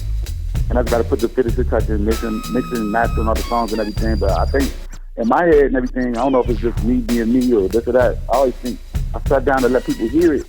And they're like, dude, this might be your best work. You know what I'm saying? Like, for real. Like, not just anything. Just say it to say it. Oh, yeah, shout out to Matt Damon. This off the subject and everything. Popped in my head what I've been doing. I shot a movie, Born Identity 5. Oh, that's big, man. That's at a Jason Bourne joint. Yeah, man, that's dope. Shot that out here in Vegas for a couple weeks and everything. And I still probably go to the movies and blink and miss me, but I'm in it. You know, yeah. But, you know, it's just this and that. Keep it change. What I meant was, like, everybody's talking about their money and keeping it, you know, this and that and everything. So people think when I say keep it change, what I mean is, like, I took a girl on a date and, you know, I got $100 bill and the bill's only $70, and I say, to show off for the girl, I say, hey man, get it, wait $100 and say, keep the change. But that's not what I mean. What I mean by keep the change is that over the years, you've been here for, people don't realize the lick's been here for 20 years now, you know? I got tennis shoes older than some of these rappers, you know what I'm saying? Yeah. So my whole thing is like this. When I say keep the change, that's what I mean, that I've seen all these fads come in, and I've seen all these fads go out. Then the same fad come right back in, and I've seen them all go out. And everything. We're the exact same group, the Alcoholics, Liquid Cool, Boss Man, King T, Exhibit, the whole Liquid Cool from Mad Lib to the, I mean, just, it's so many to name and everything. I'm going to mention everybody in Liquid Cool. We're going to, this be a 3-hour interview. But the whole thing is that, what I mean is, I still feel like I'm the exact same person in the game right now as I was when I stepped in the game in 1994. You know what I'm saying? 93, actually. Yeah, no, that's dope, man. That's dope. You know what? You do get a lot of love overseas, man. I actually just came back from Japan, man, and I just picked up a fresh, brand new copy, man, of this vinyl, man, of your guys' first joint. Yeah, man, they still make those. Really? I'm looking at it right here. I got it in my hands, and man, they love your guys' stuff out there in Japan too, man. I picked it up at a spot out there. It's called Manhattan Records, and they're like real dope with hip hop. They actually got a board out there where they got like all the people that came through and bought vinyl and stuff, you know what I mean? You got Large Professor, you know, a bunch of people, you know what I mean? A bunch of dope people that came in and bought vinyl over there. Yeah. But see, that's what I mean about keep the change. Like I was just talking about the album. That's what I mean. See, they still into the original, how the sound was and supplying with good music. Y'all keep changing, so y'all keep the change. I'm gonna say the same. Yeah, dig that. I did a album called Publicity Stunt. And what I did, just like you said, the features that I've been on and everything, I put 62 features on one album. Damn. But it's this, 62. But it's some of my songs, some of the features with Dilated, Exhibit. We got songs with Q-Tip, Tribe Called Quest, Rest in Peace Fight, by the way. We got songs with, I got songs with Busta Rhymes on there, songs with all kinds of Method Man, all kinds, Raekwon's on there. Just put me his name and everything, but it's 62 songs. King T, Ice, I ain't gonna sit here and try to think of them all. It's 52 songs. It's called Publicity Stunt. All you have to do is go to the internet and I put 62 songs, and all I charge was $12. Damn. For 62 songs. You know what I'm saying? If y'all could please support that, all you gotta do is go on the internet, look up publicity sign, it's gonna pop right up.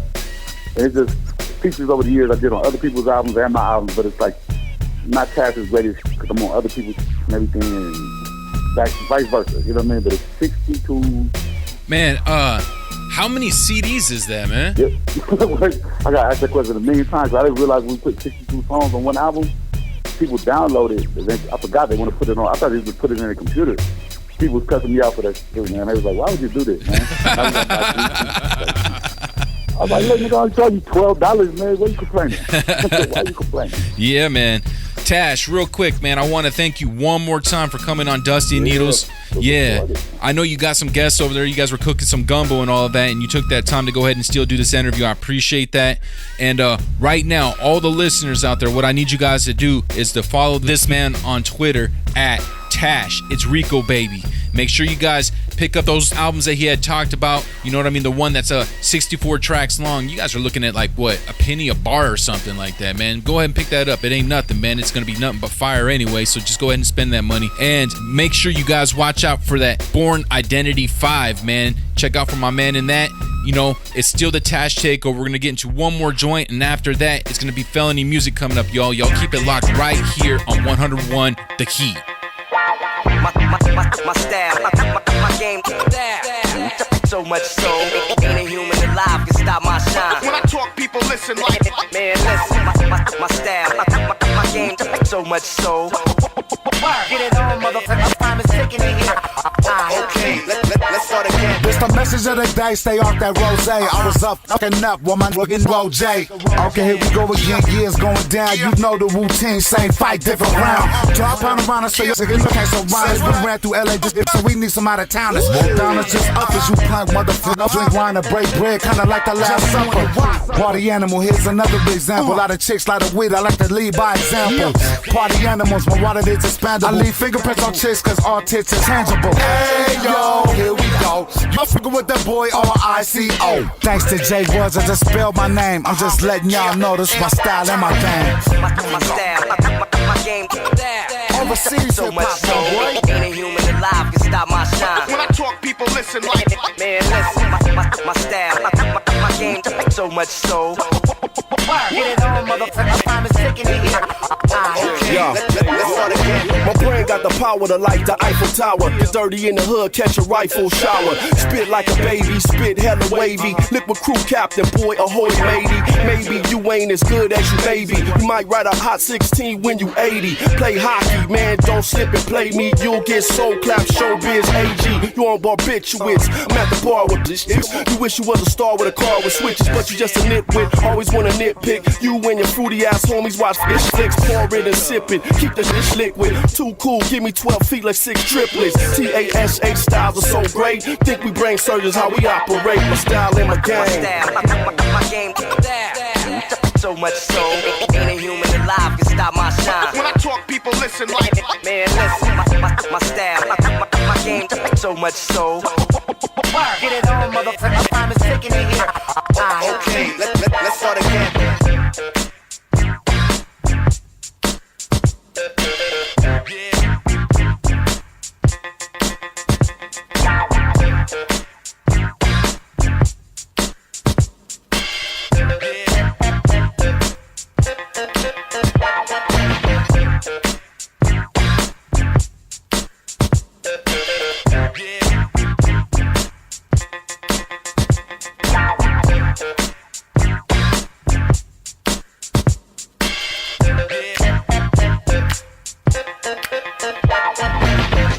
What up? You guys are tuned in to Dusty Needles' greatest hits. And that was the Tash Takeover. Yeah. Now let me set this up for you, ladies and Hold gentlemen. on real quick. I'm going to stop you. How the hell are you going to ask that man about a Snuggie? Hey, man, you know, it's just one of those questions that was spur of the moment, man, off the top. And I was like, you know what?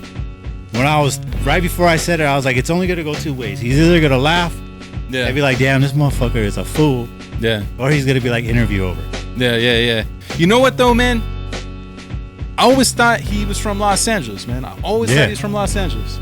It's crazy. Ohio, y'all. Yeah, it's a trip, man. And then, you know, he's what did he say? Al Green was his godfather, right? Pretty much, yeah, man. On that Soul Train episode, he was the one passing out the flowers and stuff, man. Yeah. And then here's what we go back to it again about people taking time out of their day. Yeah. You know, out of their busy schedule, you know, to fuck with me and Tech. Yeah, give him the behind the scenes curtains on that. So let me set this up for you, man. So Tash hit us up. Yeah. Say, hey man, I'm having a party right now. Cooking gumbo. I'm gonna call you guys back. Yeah. And you know, me and Tech, you know, we're regular people. We understand you got shit going on. You got things you got, you know, you got businesses you got to take care of. Yeah. No doubt. Now Tash calls us back. So it's like, cool. Yeah. But he's like, give me a second, man. I need to go downstairs. Yeah. So he went downstairs. I think it was somebody else's apartment, right? Or another room in the apartment or something. I'm thinking it's just at his crib, and he had to go upstairs or something to kind of get away from the noise because it's a party going on in his crib. Yeah. So he went to another spot, you know, another location, somewhere in the vicinity of his home. Yeah. We're doing the interview. Now, when we're wrapping up the interview, this is just to let you know what kind of dude Tash is. Real cool dude. Tash says, you know what, my man's in here. I think you guys should interview him. Is that something you guys want to do? Well, hell yeah. Yeah, you know what I'm saying? Yeah, you know, it doesn't matter who it is. Like, we didn't know who it was. It could have been anybody. You know what I mean? Yeah. And we did that other interview, and you know what? That might be something that we might dig up and, you know, hit you guys with. We're not going to give you the specifics on what that interview was. Yeah. But my man, Tash's boy, my man that we're interviewing. Yeah. Out of Las Vegas. I'll tell you that much. Out of Las Vegas. Just dropping a lot of knowledge in that, man. Talking a lot about doing good for the community. And a lot of shit that I think, you know, people need to follow in the footsteps and do. It's not always a party and bullshit, you know, stuff all the time. You know what I mean? That's the thing, man. Who said that best, man? Legends of an era stick together. Or he said something like that. Yeah. I think that was Mello. Yeah, I think it was Mello, man. I think it was Mello. And that's what it really is, too, man. Like, them dudes really look out for each other and really show that support. And really do great things, man, when they come together and when they put their heads together, man. You see that to this day. You can go on, you know, them dudes' Instagrams or Facebooks. I think Tash is more on Facebook than the gram. Yeah. But you can see who he messes with, and it's all love and family. You know what I mean? And it's a trip, man. Good dude, real good dude, man. Anyways, getting to another good dude. We got this one coming up, man. This is a classic right here. I mean, he schooled us on a lot. This was actually one of our easiest interviews, because this man, he loves to talk, and he has a lot of stuff to talk about. And I'm talking about Positive K. Yeah, man. Positive. Ooh. I mean, ladies and gentlemen, there is a reason why the Positive K takeover was 2 episodes long. Yeah. There's a reason why. Yeah.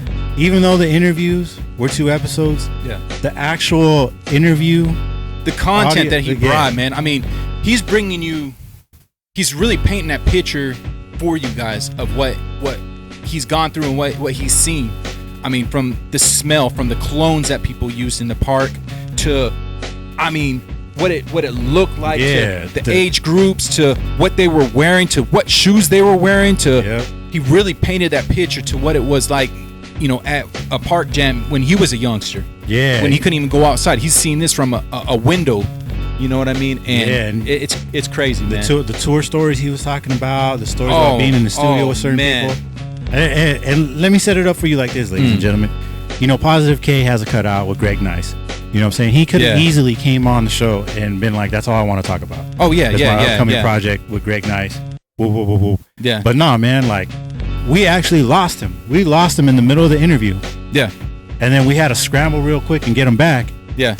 And it was like, man, you know, okay, cool. Let's keep going. And even when we finally finished the interview, Kay was like, man, you guys need anything else? And we're not talking about an hour interview. He made sure, he was like, look, you know, because I was talking to him beforehand, and I'm like, man, how long do we got you for? He's like, look, man, I got the studio open, and I got you guys all night, like however long you guys want to go on this interview. I'm like, okay, cool, you know, and I wasn't thinking about doing 2 shows with him. But the stuff that he was talking about and everything he was bringing to us, there was no reason but to do a 2-parter, man, because he just kept on bringing good content, and it was just right. Yeah. It was just right, and he was down for it, and we just put it together, man. So there it is. Anyways, we're talking about Positive K Takeover. You guys check it out right here on Dust Needles. Here we go, y'all. Dusty Needles, exclusive. Dusty Needles, exclusive. Act like you know. Right here on 101. The Heat. Yeah, it's 101 The Heat. You guys are now tuned in to Dusty Needlez, and I'm your host, One Technique, and I'm right here with my man, Ed Rock 80. And right now, on the phone lines, we got a very, very special guest. We have the one, the only, Positive K. Yes, sir. Yes, sir. Yes, sir. Mr. I'm not having it. Mr. What your man got to do with me? Mr. Make it happen. Make it happen. Yeah, what's going on, fellas? What's up, family? Hey, what's good with you? What's good with you, man? Oh, man, we are very happy to have you on the show, man, and thank you for taking the time out of your busy schedule to go ahead and, call in over here at Dusty Needlez, man. Oh, no, it's lovely, man. It's lovely. I like them Dusty Needlez, man, because, back in the day, they called it that popcorn, you know what I'm saying? The Dusty Needlez, they get that popcorn on the record, man. So that's wonderful, B. That's great, man. It's my pleasure. It's my honor. I love people out here, man, keeping hip-hop alive, Oh, yeah, most definitely. Now, first off, man, I got to ask you, what were some of your influences, man, that made you want to be a part of this thing, hip-hop, man? Man, when I was young, I didn't have toys, man. I played with records, man. My dad had one hell of a record collection, and I was in the basement, man, playing with the Wilson Pickett's, man, and the Curtis Mayfields and the Otis Reddings and all of that, man. I was back then, man. Junior Walker and the All Stars, that was back in in his early days. So I played with those records, man. But after I got bit by the bug, man, because I was not raised by my grandmother, but I stayed with my grandmother where my parents worked, and she lived in the Bronx across from the legendary Echo Park. And man, Echo Park was it, baby. That's where it went down. That's where everybody DJ'd at nighttime, and you seen everybody come out. I seen the young Melly Mel. I seen the young Busy Bees and the young Grandmaster Caz and DJ Sinbad. Names that might have been forgotten. DJ Sinbad. There was a crew called the Flintstone Crew. Casanova. I was there, man. I was too young to come out, but I sat in the window and I used to watch it till I was old enough to come out. But when I first heard it, it was like, oh my God, what is that? What is that sound? What is that sound? When you first time you hear Apache, you hear Apache. I don't know what it is. When you hear Apache in the park over some dusty system, on some dusty needles, you know what I'm saying? And you hear Apache, baby, and you hear bongo rock, it blows your mind, man. And there wasn't too many breaks at that time. There was very, very few. You heard like Catch a Groove, Bustin' Loose, you know what I'm saying? You heard like Apache, Frisco Disco. There wasn't too many breaks at that point in time, man. But there was rocking them. It was crazy. Yeah, Ed Rock 80 here, Positive. Now, I feel you with the breaks, man. Being a b-boy myself, I mean, man, every time Apache came out, when you heard that burn, oh man, that was a time. That was a time when you were getting ready to bust a move, cut loose. You got in the middle, and you started doing your best moves and all that. Just touch on a little bit like the whole style, man. Like how the dudes in the parks were rocking the mic, and how it was a difference back then compared to actually now with hip hop, where you're really you're making songs, you're doing everything in bars and all that. I mean, back then it was more of like a party. You're getting the party moving. Just touch on that a little bit, man. Let the listeners know that vibe that was going on back then. Well, let me paint the scene for you. Let me give you the backdrop of that. That might have been 1980, maybe 79, 80. You got dudes here, man, in the park. They wearing these glasses, man. I don't think Cazelli came in back. Cazellas wasn't in quite yet, but they, everybody had like shades on, man. The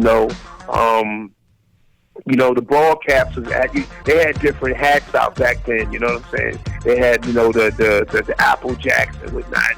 They had baseball caps and whatnot, but they had them turned to the back, and the hat was always to the back. However you did it, the hat was to the back, baby. you know, and you rocking white beaters. They had shorts on. The sneaker at the time was the Pro Ked or the Puma. You know, Pro Ked or the Puma. I mean, and I'm talking early stage Puma. I'm not even talking Puma Clyde quite yet. We talking this like the generic Puma. You know, man. Yeah, you know, he was rocking short pants. They was rocking the short pants, the checkered short pants, and like hot tube socks pulled up. You know what I'm saying? The drug of choice was definitely marijuana. They was smoking. Back then. That's my knowledge is memory because I was a youngster. It was the tray bag. The tray bag was the big thing. You know what I'm saying? $3. You and your whole crew got right for the night. You know what I mean? You know what I'm saying? You and your whole crew got right for the night. You know what I'm saying? So we had that, man. You know, the beer of choice back then was definitely Old English. Yeah. Old English was the number one beverage of the hip hop era. Now you got DJs coming in here, man, you know, with crews, and they had like sweatshirts or they had shirts with their names on it because it was summertime. They would have T-shirts with their names on it. It would say Fantastic, Romantic, whatever your crew was, because just because you wasn't the name no crew didn't mean you didn't do that. So, you know, girls had names on their shirts, talking about their name was Sweet Cherry, Sweet Tea. Their name was TC or whatever it was. You know, everybody wanted their own ID. You know what I'm saying? Yeah. Name buckles was big back then. Because everybody wanted their own identification. Nobody wanted to be like anybody else. Everybody wanted to have their own thing. And if you was with somebody with a crew, then you represented your crew. You know what I'm saying? You had like a sweatshirt on, saying, you know, the South Side crew or the East Side crew or you know, or that building was, my grandmother's building was 1880 and up the street was 2000, where Lamar Odom grew up and played basketball at. So it was like a lot of people over there, man, at that point in time in this area in the Bronx. A lot of things came out of that section of the Bronx. And you can just imagine this, man. The sun is going down. Dudes is putting speakers into the park. They plugging everything in. You smell this marijuana, this smell in the air. You know, everybody's kind of happy. Everybody got their freshers on. You know, they newest sneakers they could put on. I mean, everybody was poor. It was the ghetto. People were poor. But you know, when we cleaned up well. And you know, they're in the park, man. The sun is going down. It's dusk up. You know, you got dudes fucking everything going 1, 2, 1, 2, 2. You know, you hearing Apache come on down. Oh,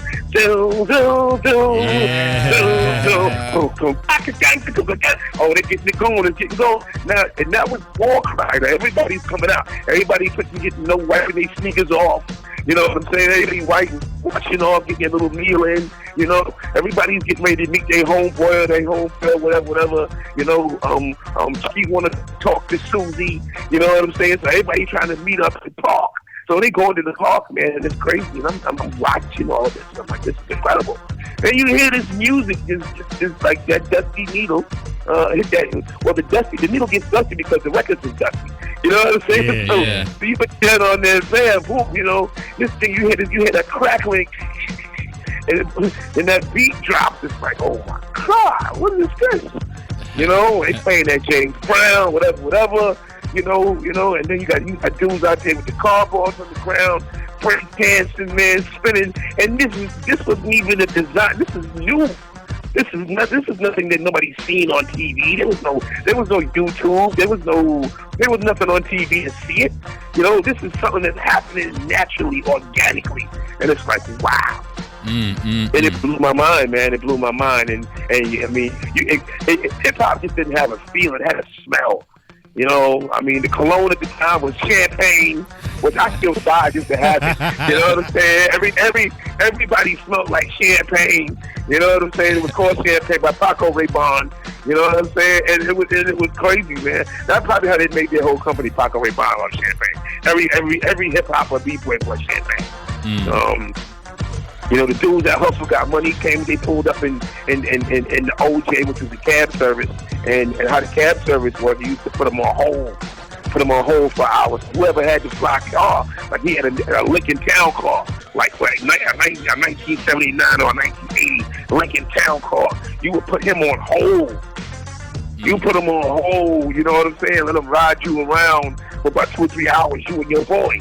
So y'all would ride around and do what you got to do, and you pay him about an hour, and he would be playing all the illest tapes, all the Flash joints, all the Cold Crunch joints. I mean, and Flash had some ill echo chamber tapes, man. You could be like, I want to, y'all, you don't stop, and keep on to the beat.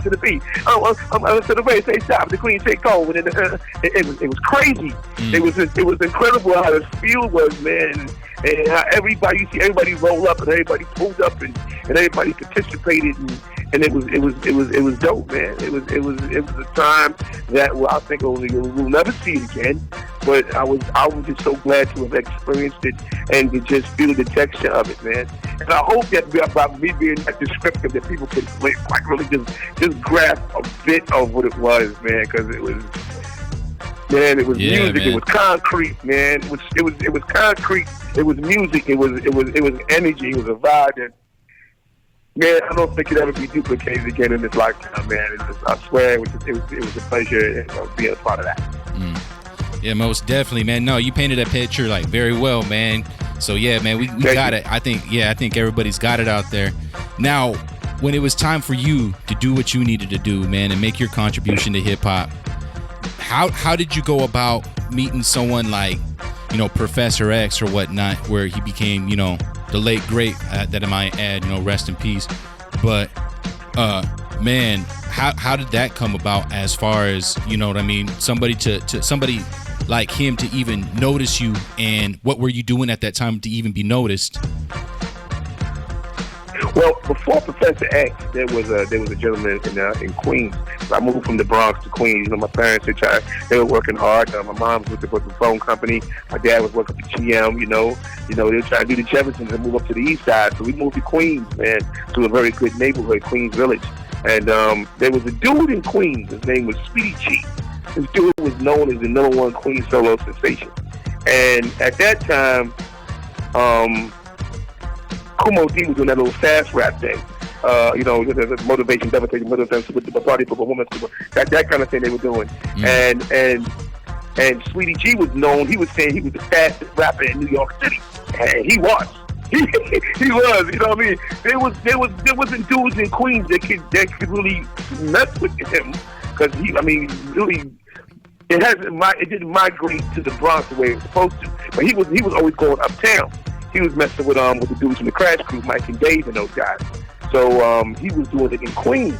So I moved into the area where he was at, and that was a blessing because I gravitated towards him because he's the only one that understood it. So I used to go to the park with these flash tapes, with the echo chamber. I loved the echo chamber. Was incredible. Like I say, it was the 1, 2, y'all, you don't stop. No. I'm kicking the solid go. But no, always playing the roll. Mel, and the LL, and they was doing that, cowboy, DOWBOYY. You can't deny. They was doing that with the echo chamber. And he was like, well, you can't understand what they're saying. You can't understand what they're saying. I was like, man, you don't know what you're talking about. He's older than me, but I'm younger. I'm like, but I'm straight Bronx. And he's like loving what I'm doing. But I heard him do something, man. He was doing something, and he was like a dude that was able to sing. And he used to rock over To Be Real, which was one of the biggest breaks that came out at that point in time. Because, like I said, there were old records, but people weren't established with a lot of breaks to like perform to. So his whole thing was like, Sweetie G in the place to be.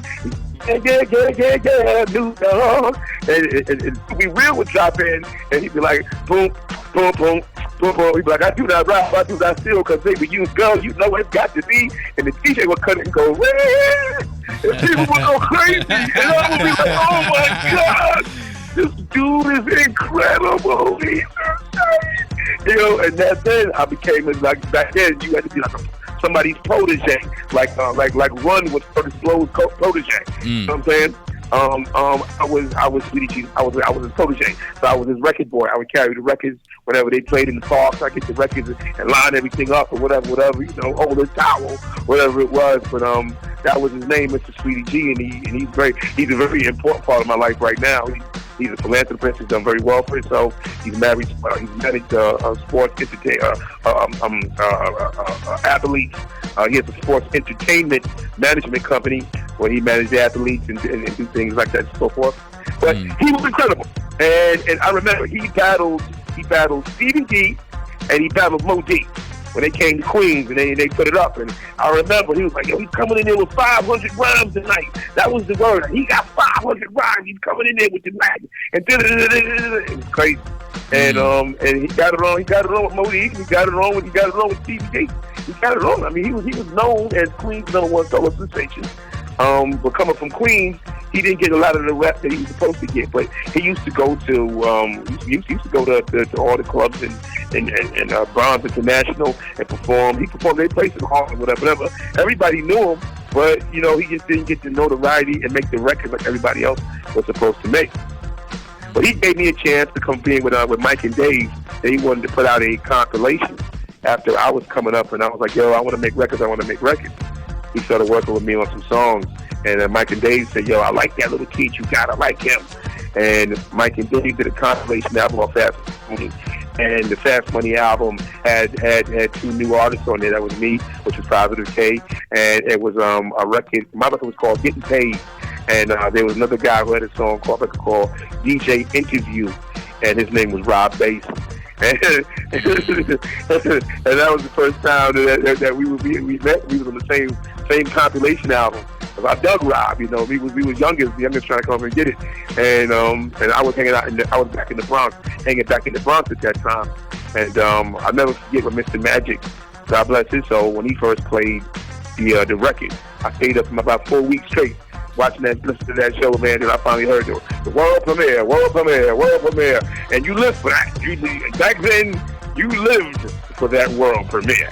When you heard that world premiere, it cut through your body like your mama screaming at you. You know what I'm saying? I was like, world premiere, oh my God, this is it. And I heard my son go, I'm getting paid. I'm like, oh my God.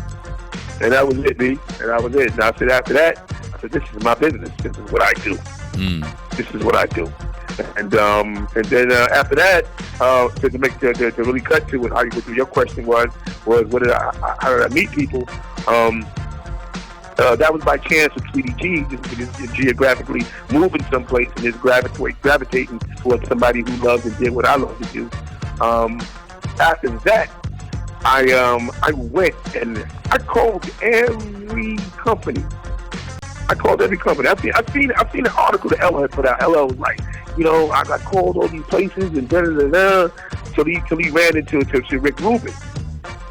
And I said, you know what, I'm going to do the same damn thing. I got every record that I've seen, because I had all the records in the crib, in the house. Yeah. And back then, that was a time when you can contact the label. And they actually put numbers on there. He had record numbers of distributors, he had numbers of the record label. Yeah, I called everything, man, from Stax on down, B. I'm not lying to you. I called everything. It was Spring Records. When they were putting out Millie Jackson, and I think they did, I forgot what Spring had did something on the rap tip. I'm not sure if it was King Tim III, if there was a little Spring or not, but it was Spring Records. And it gave me the name of a lady. Her name was Heidi Smith. And it was, I kid you not, Heidi Smith was one of the instrumental people that put Def Jam together with Russell Simmons. Oh, wow. So somebody said, listen, they were so mad at me calling every week, they said, give her a call. So, I mean, I had the headshots, I had the song, I had my record, I was mailing everything out, right? Yeah. And I had no more music with them than the song that's the compilation record. So I was just sending that to everybody. So I called up Heidi Smith and I talked to her. And this is when Def Jam was just starting up on Elizabeth Street. And I call her. And she was like, you know what? Call me tomorrow. Call me tomorrow. Then she said, no, call this guy. I said, who you want me to call? She said, call a guy named Lamumba Carson. I said, okay, cool. I said, thank you so much. I mean, I must call about 100 labels, and she said, call Lamumba Carson. And to this day, she still really doesn't know. Every time I run into her, I said, listen, you don't know what you did to me. You don't know what you did. She doesn't write yourself because I guess she's done so much and she's been through so much, and she's just a good person and a sweetheart. She's done so much about putting me in touch with that guy. So I called Momo Carson, and he told me to meet him at Brooklyn Restoration in Brooklyn. It was like a little area in Brooklyn.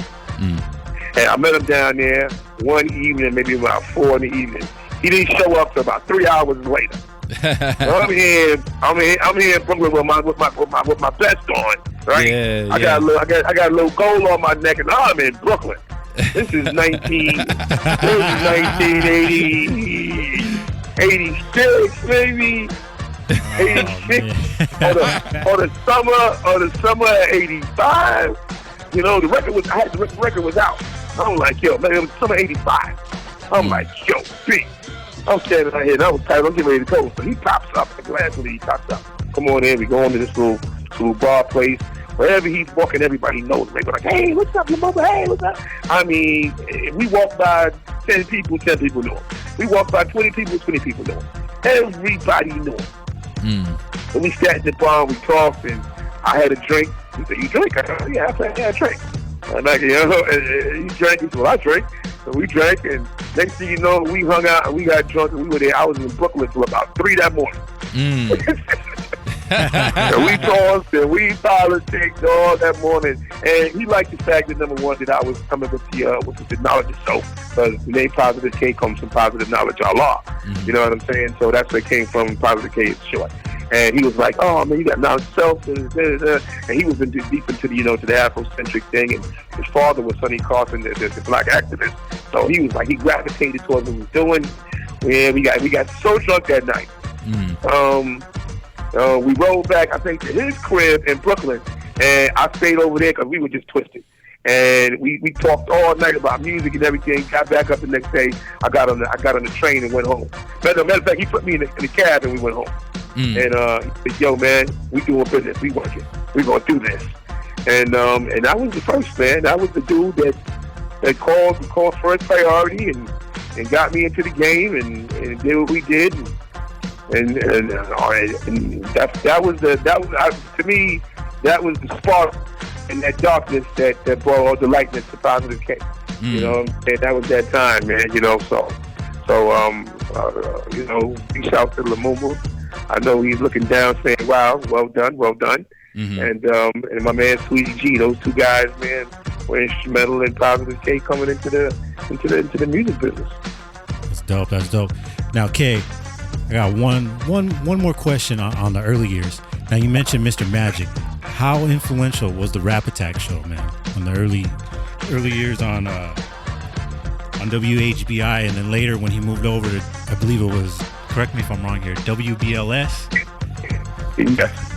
Would that be right there when he moved? I want to say like 82? WBLS, that was it. Yeah. WBLS was HBI was dope. Because, you had Dream Team on there. You had a lot of people on there. African Islam was on there, A lot of people were on there on HBI. But when he went to BLS was a commercial radio station. You know what I'm saying? That was the big time. That's where Frankie Crocker was at. You understand? And Frankie Crocker was Steve Crocker. If he's in the house, he gets 3 pieces. You understand what I'm saying? that was his slogan. If Frankie Crocker is in the house, he gets 3 pieces. So you're on the station with Frankie Crocker? Forget it. Get out of here, man. So it was crazy. I mean, down the dial, you had Red Alert, you had Chuck Chilla. Chuck Chilla had a night and Red had a night. And they were going against Magic on 2 nights. Not to get 2 nights. Back to back. But the BLS segment, rap segment he had was the most influential, I think, in hip-hop because he can ruin your career or he can make your career. And you see what he did. I mean, come on, you get to choose Cocaine, Rap, all of those guys, man. The Public Enemy feud, the KRS-One feud. But he feuded with a lot of people. You know what I'm saying? Magic wanted what he wanted, how he wanted it. Magic was the artist. The artist was just, man, you just had records. Magic was the artist. Magic was the superstar. You know what I'm saying? So, but I never forget going with Kane one time with Mr. Magic. And he was like, yo, you remind me of my man Drago. You remind me, he kept telling me, I remind him, man, Franco. I don't know what this dude was, but he kept telling me this. I'm like, oh, I'm cool. So, you know, and I remember going up to the station and then playing the record and whatnot, and I was just blessed to be there because that dude was,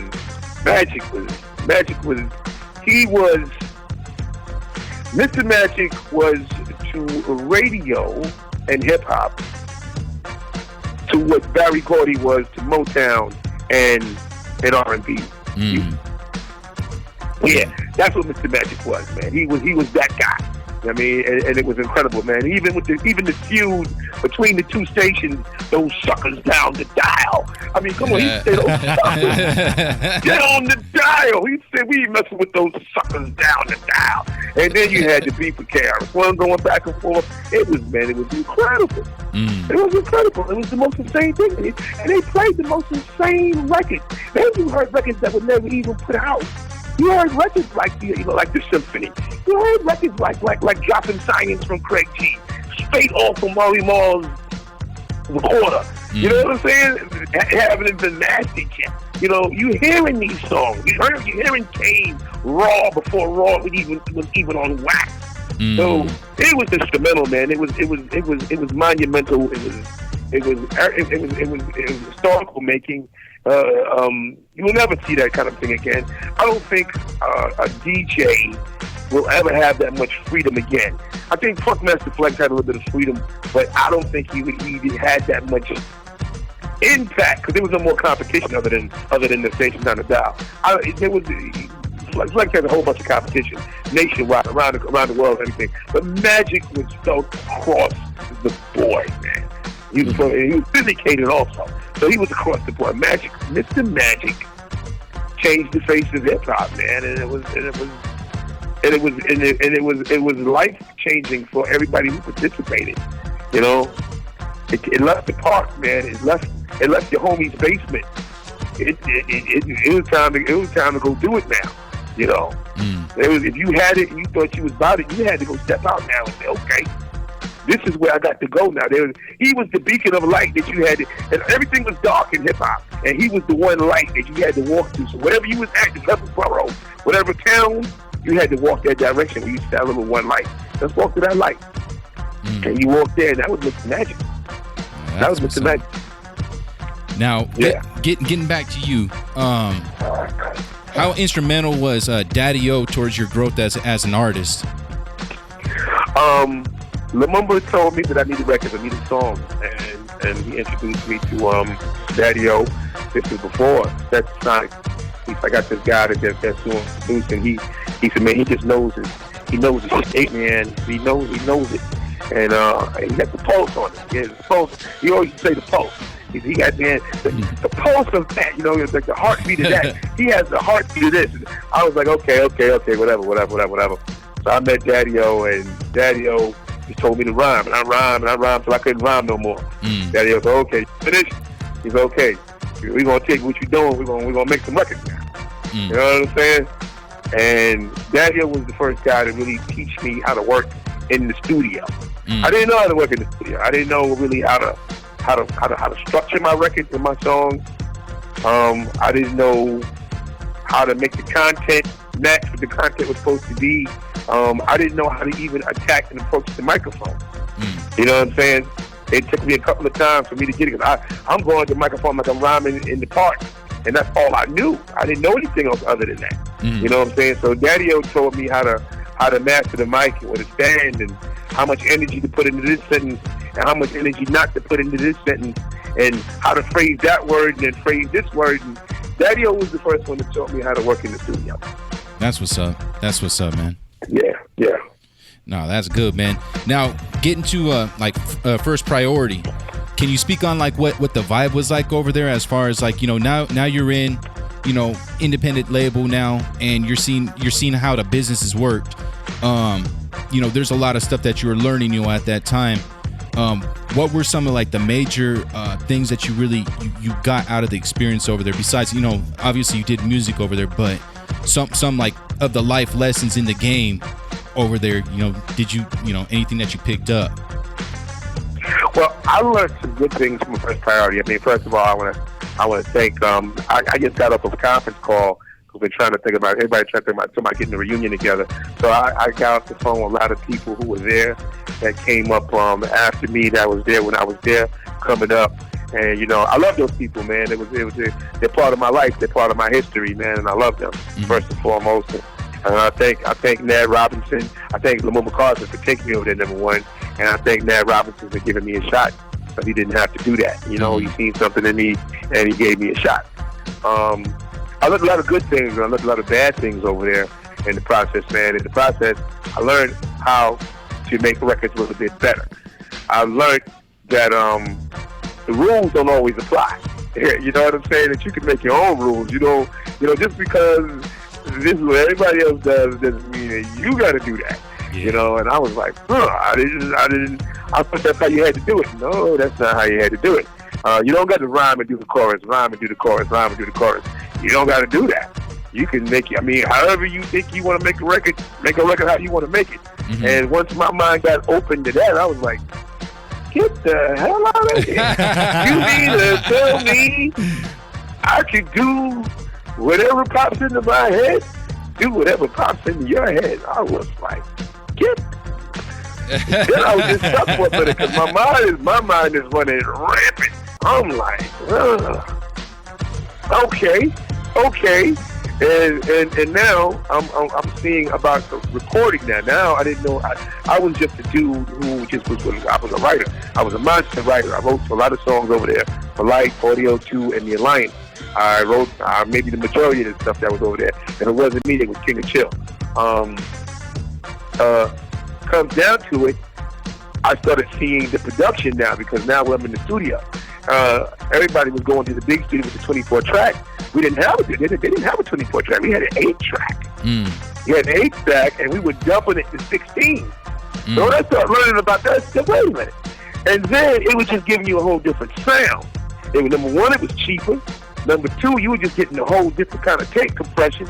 And they were doing different things, man. They were doing reverse echoes, and there was things I was learning over there. I was like, that things people weren't doing because everybody was so locked into the normal. They were doing something that wasn't normal.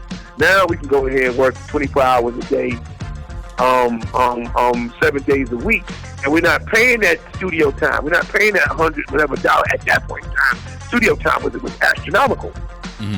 Now we're getting quality stuff that sounded even more raw than what they were doing in the 24 because we were using a lower grade of equipment. But then when we dumped it and then we mixed it, it was still of quality, of radio quality, but we had more of an edge and more of an ugly hip hop sound to it. I was like, oh my gosh, I see. So I learned that. I learned being independent is the wonderful thing that if you know the right people and you create the right relationships, you can compensate for not being on the big label. I learned that. So, I also learned that, at that point in time, I learned about business. They had me under management. They had me under recording. They had me under publishing, which was all wrong. You know what I'm saying? That was, that's like a double jeopardy, a triple jeopardy kind of thing. That's conflict of interest. You can't do it. I learned that. I learned that it was good business. There's good business and there's bad business. And I took what I can take. And when I left First Priority, I took those things with me, and I realized that I bought myself a 16-track a studio. I built my own studio with a 16-track I started out with. I started my own radio promotion where I worked my own records, where I helped break Showbiz and AG, where I helped protect your net. I did a lot of stuff for Bad Boy in the early days after things got established. The first time you ever heard Outkast played in New York was because of me, Southern Playalistic. The first time you ever seen them on international TV was with me on Yo MTV Raps coming through my studio. I learned that behind the scenes is just as important as being in front of it.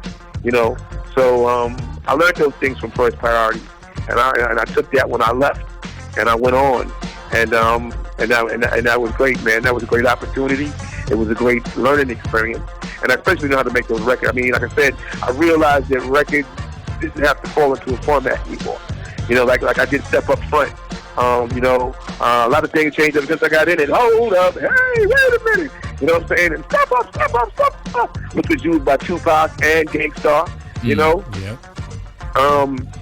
Good combination when I sang Baby. I got you, baby. Boop, boop. The song has no chorus. You know what I'm saying? So, you know, I broke all the, I'm breaking the rules. You know what I'm saying? When I did I'm Not Having It, I wanted to do something like Tammy Terrell and Marvin Gaye. And when I did that's the first you ever heard of anything like that. You know what I'm saying? Mm-hmm. Then I went back and did it when I Got a Man, you know what I'm saying, and did something genius with that. So it was just crazy, man, that what I've learned when I was there.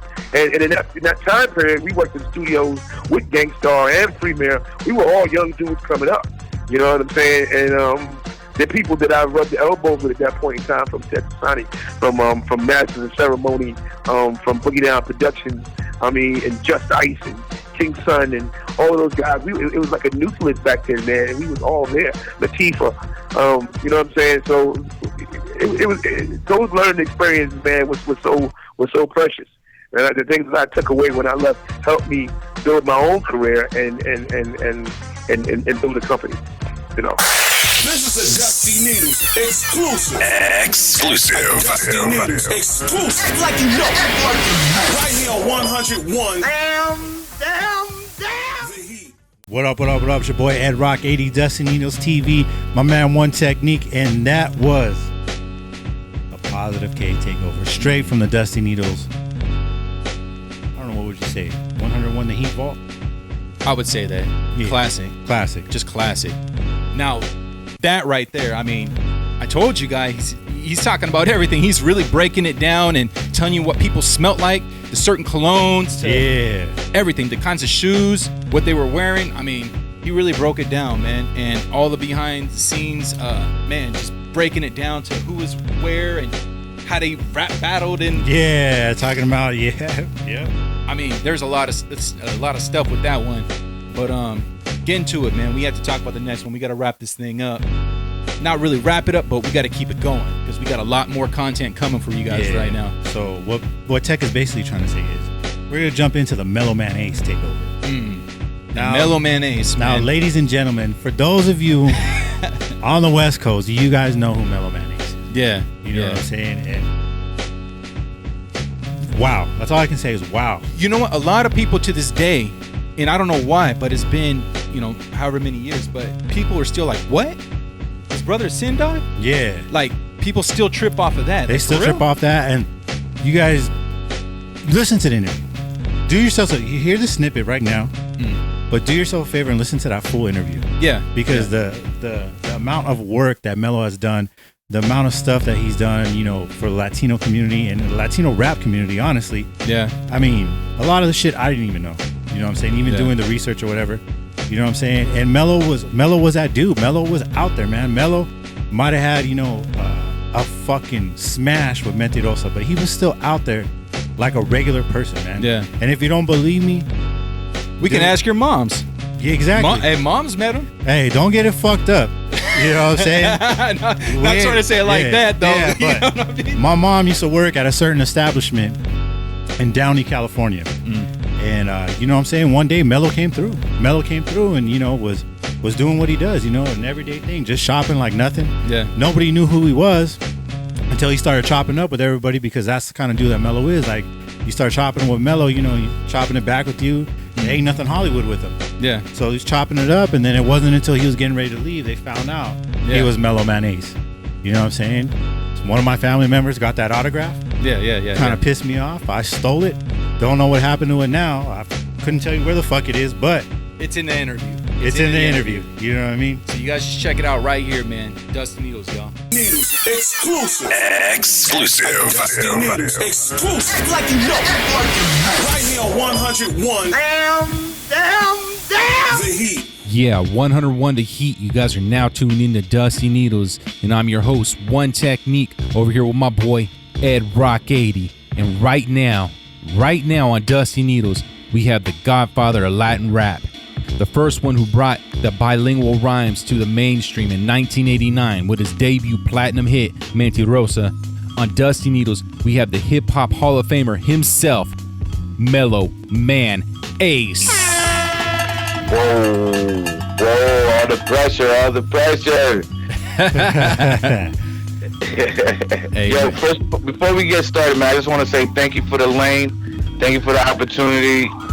My bad, you might hear a siren or two there. Anyway, just want to say thank you for the lane. Thank you for the opportunity. Thank you for thinking of me.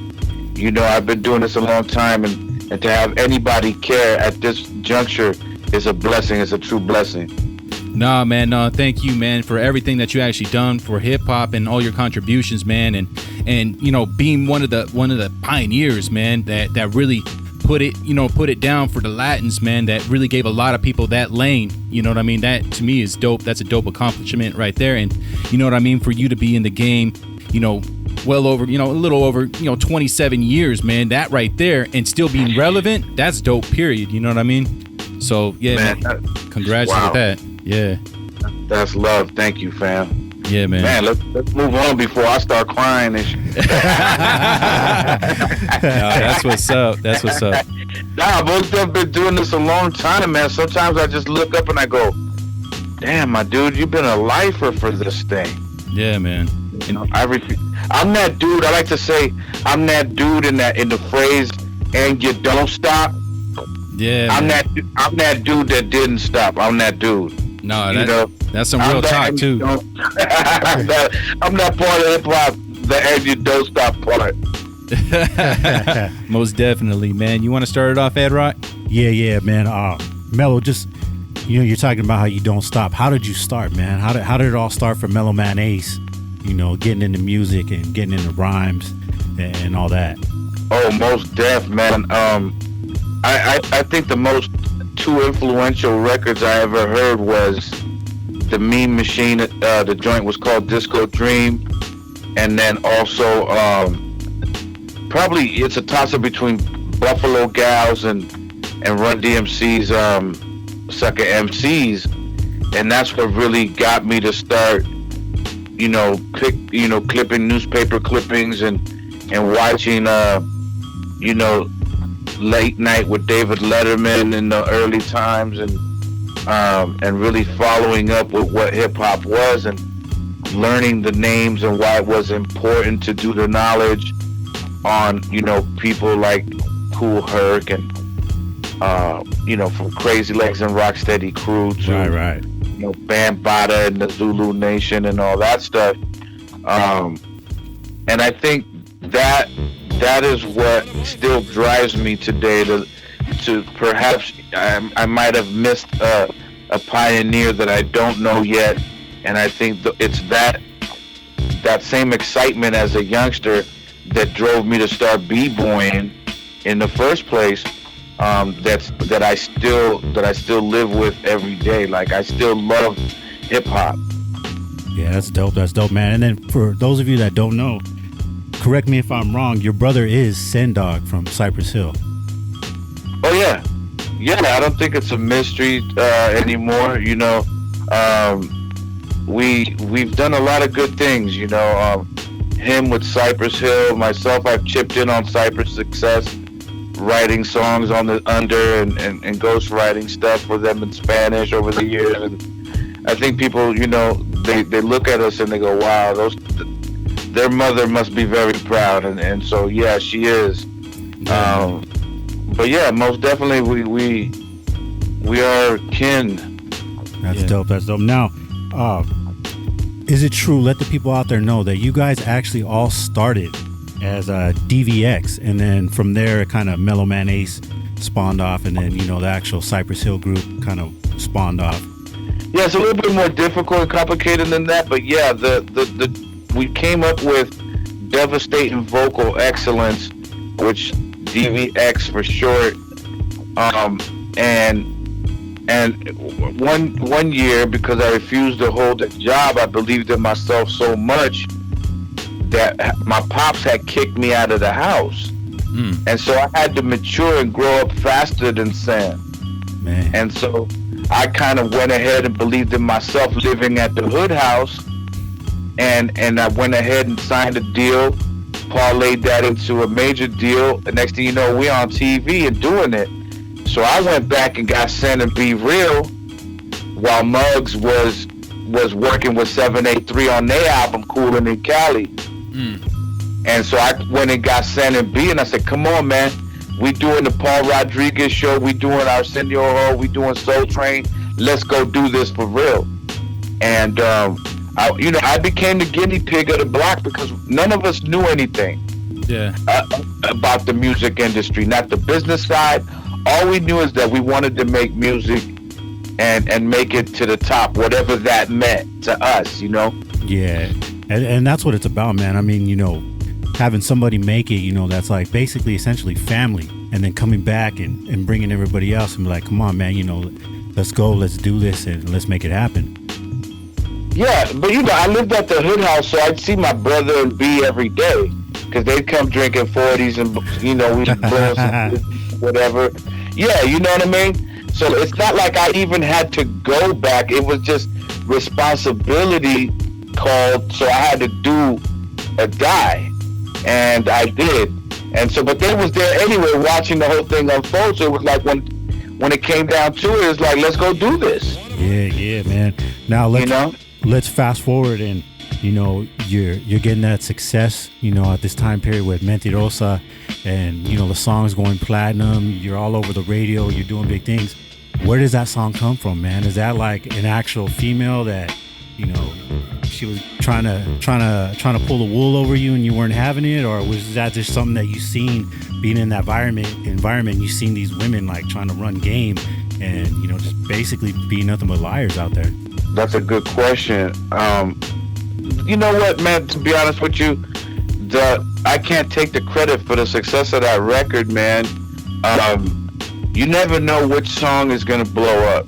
First of all, right? When you put something out, you hope that everybody loves everything you do. You see, but what the reality is that as a b-boy, I was very b-boy minded, and so we dropped My Spin Gone first, and then we did Rhyme Fighter second, and nothing was clicking. We put out the Mentirosa record, and lo and behold, Raza #1 gravitated to it, and then the freestyle circuit actually accepted it in first before even the hip hop crowds did. And so I guess what I'm trying to say is when it comes to success, you can't control how it's going to happen. You really don't know which record it's going to be, especially at that time. This competition was so stiff. I mean, you had Public Enemy, you had Biz Markie, you had Big Daddy Kane, you had the Beastie Boys, and you had NWA. You had all these different entities doing something different and original all to their own. And so here we come with this bilingual Spanish record, bilingual record, thinking like, okay, well, it's different. You know what I mean? Yeah. And that's all we knew. But it was that same difference that made it unique and all its own. And I think that's what people gravitated to the most, and why the song is a classic now. Yeah, it is a classic, man. And my next question is, how do you land Tony G to produce it and Julio G to do the cuts on it, man? Because I mean, those are both West Coast legends in their own right, man. Like, how do you link up with them? Well, it turns out Julio G was part of my b-boy crew, and we used to break dance against his other b-boy crew back in the 80s. And so we had gone to the same, high school, so we knew each other already. He stayed in Linwood, I stayed in Southgate. So when Muggs was doing the 783 thing, I went back for Julio to see if he wanted to be the DJ. All right, yeah. Yeah, so then when Muggs finished doing the 783 thing, and he came back on Cypress, he was okay. We'll focus on him being the predominant DJ for Cypress, all right. Which at that time wasn't even Cypress yet. It was called the Hill Tribe. All right, right on. Now, you just said, you just mentioned that you were a former b-boy. Now I gotta ask you this, man. Did you ever get down at Radiotron? Was Mellow Man Ace ever there? breaking it down, busting a move, popping and locking, and getting down with the footwork? When it comes to Radiotron, no, I never danced there. I was already past my dancing ability, I think. What I did do at Radiotron was able to grab the mic with the great master Tony G on the Wheels of Steel. But probably like my first or second microphone I ever held, and actually it was B Real's first microphone he ever held. We went in there together as a duo while Tony G was spinning. He let us have the mic, and we went for broke. So it was myself and B Real busting. But again, we never got up with the dancers at that point. We were already like, 19, 20 already. I had stopped dancing when the 1990 move came out. 'Cause I was like, yo, I cannot do that move right there, man. And then I said, okay, if I can't do that move, then I'm gonna be taken out easy. So then I channeled my energy to the mic and started and writing. And once I started writing, I said, man, this feels real good.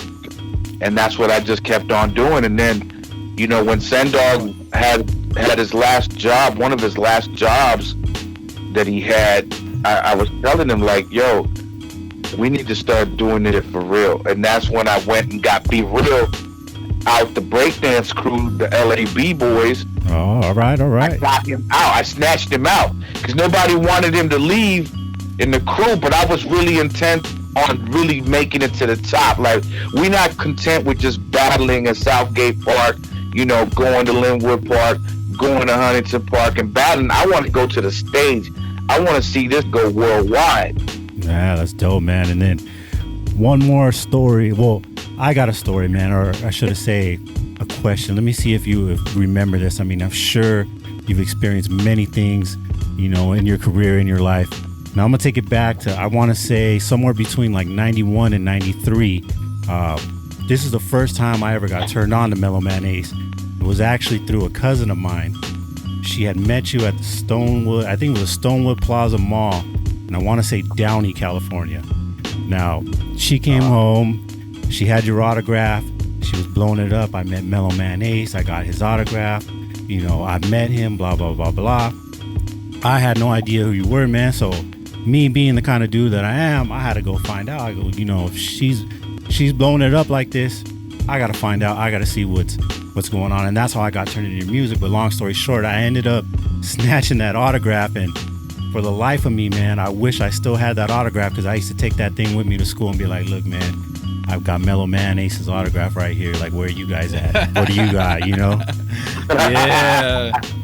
Word. Hey, that's a good story, man. They never get old, man. Those stories never grow old, man. Whatever you need to do to inspire yourself, sometimes it's as simple as that to keep you going. And it obviously turned you into a lifer for hip-hop. Yeah. Or at least helped in that development. You know what I mean? Yeah, man. Now, talking about how you guys started with Capital and Delicious Vinyl. Now, with your style, it was something completely different than what was popping at that time period. You know what I mean? Especially with the bilingual raps. Now, was that something that the labels had embraced, or is that something that you kind of forced on them, or how did that go about? No, I mean, we had to force it on them. We heard, I remember, we did some meetings early on, and nobody was feeling it. None of the label people wanted to take a chance on something that was so different at that time, being that hip-hop was basically still kind of, on its upswing. We started to see signs that it wasn't going to go nowhere around that time. Yeah. But I think people lacked vision, and they lacked foresight at that time.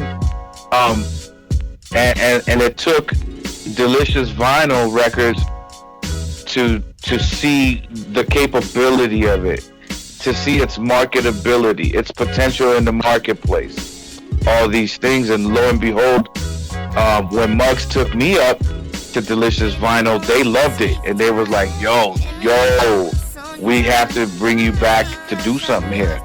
Yeah, man. And they were like, yo, we just signed a guy by the name of Tone Loc and another guy by the name of Young MC, and we're signing artists. So I took a small $2,000 deal advance from them because they loved the Spanish stuff that I was doing.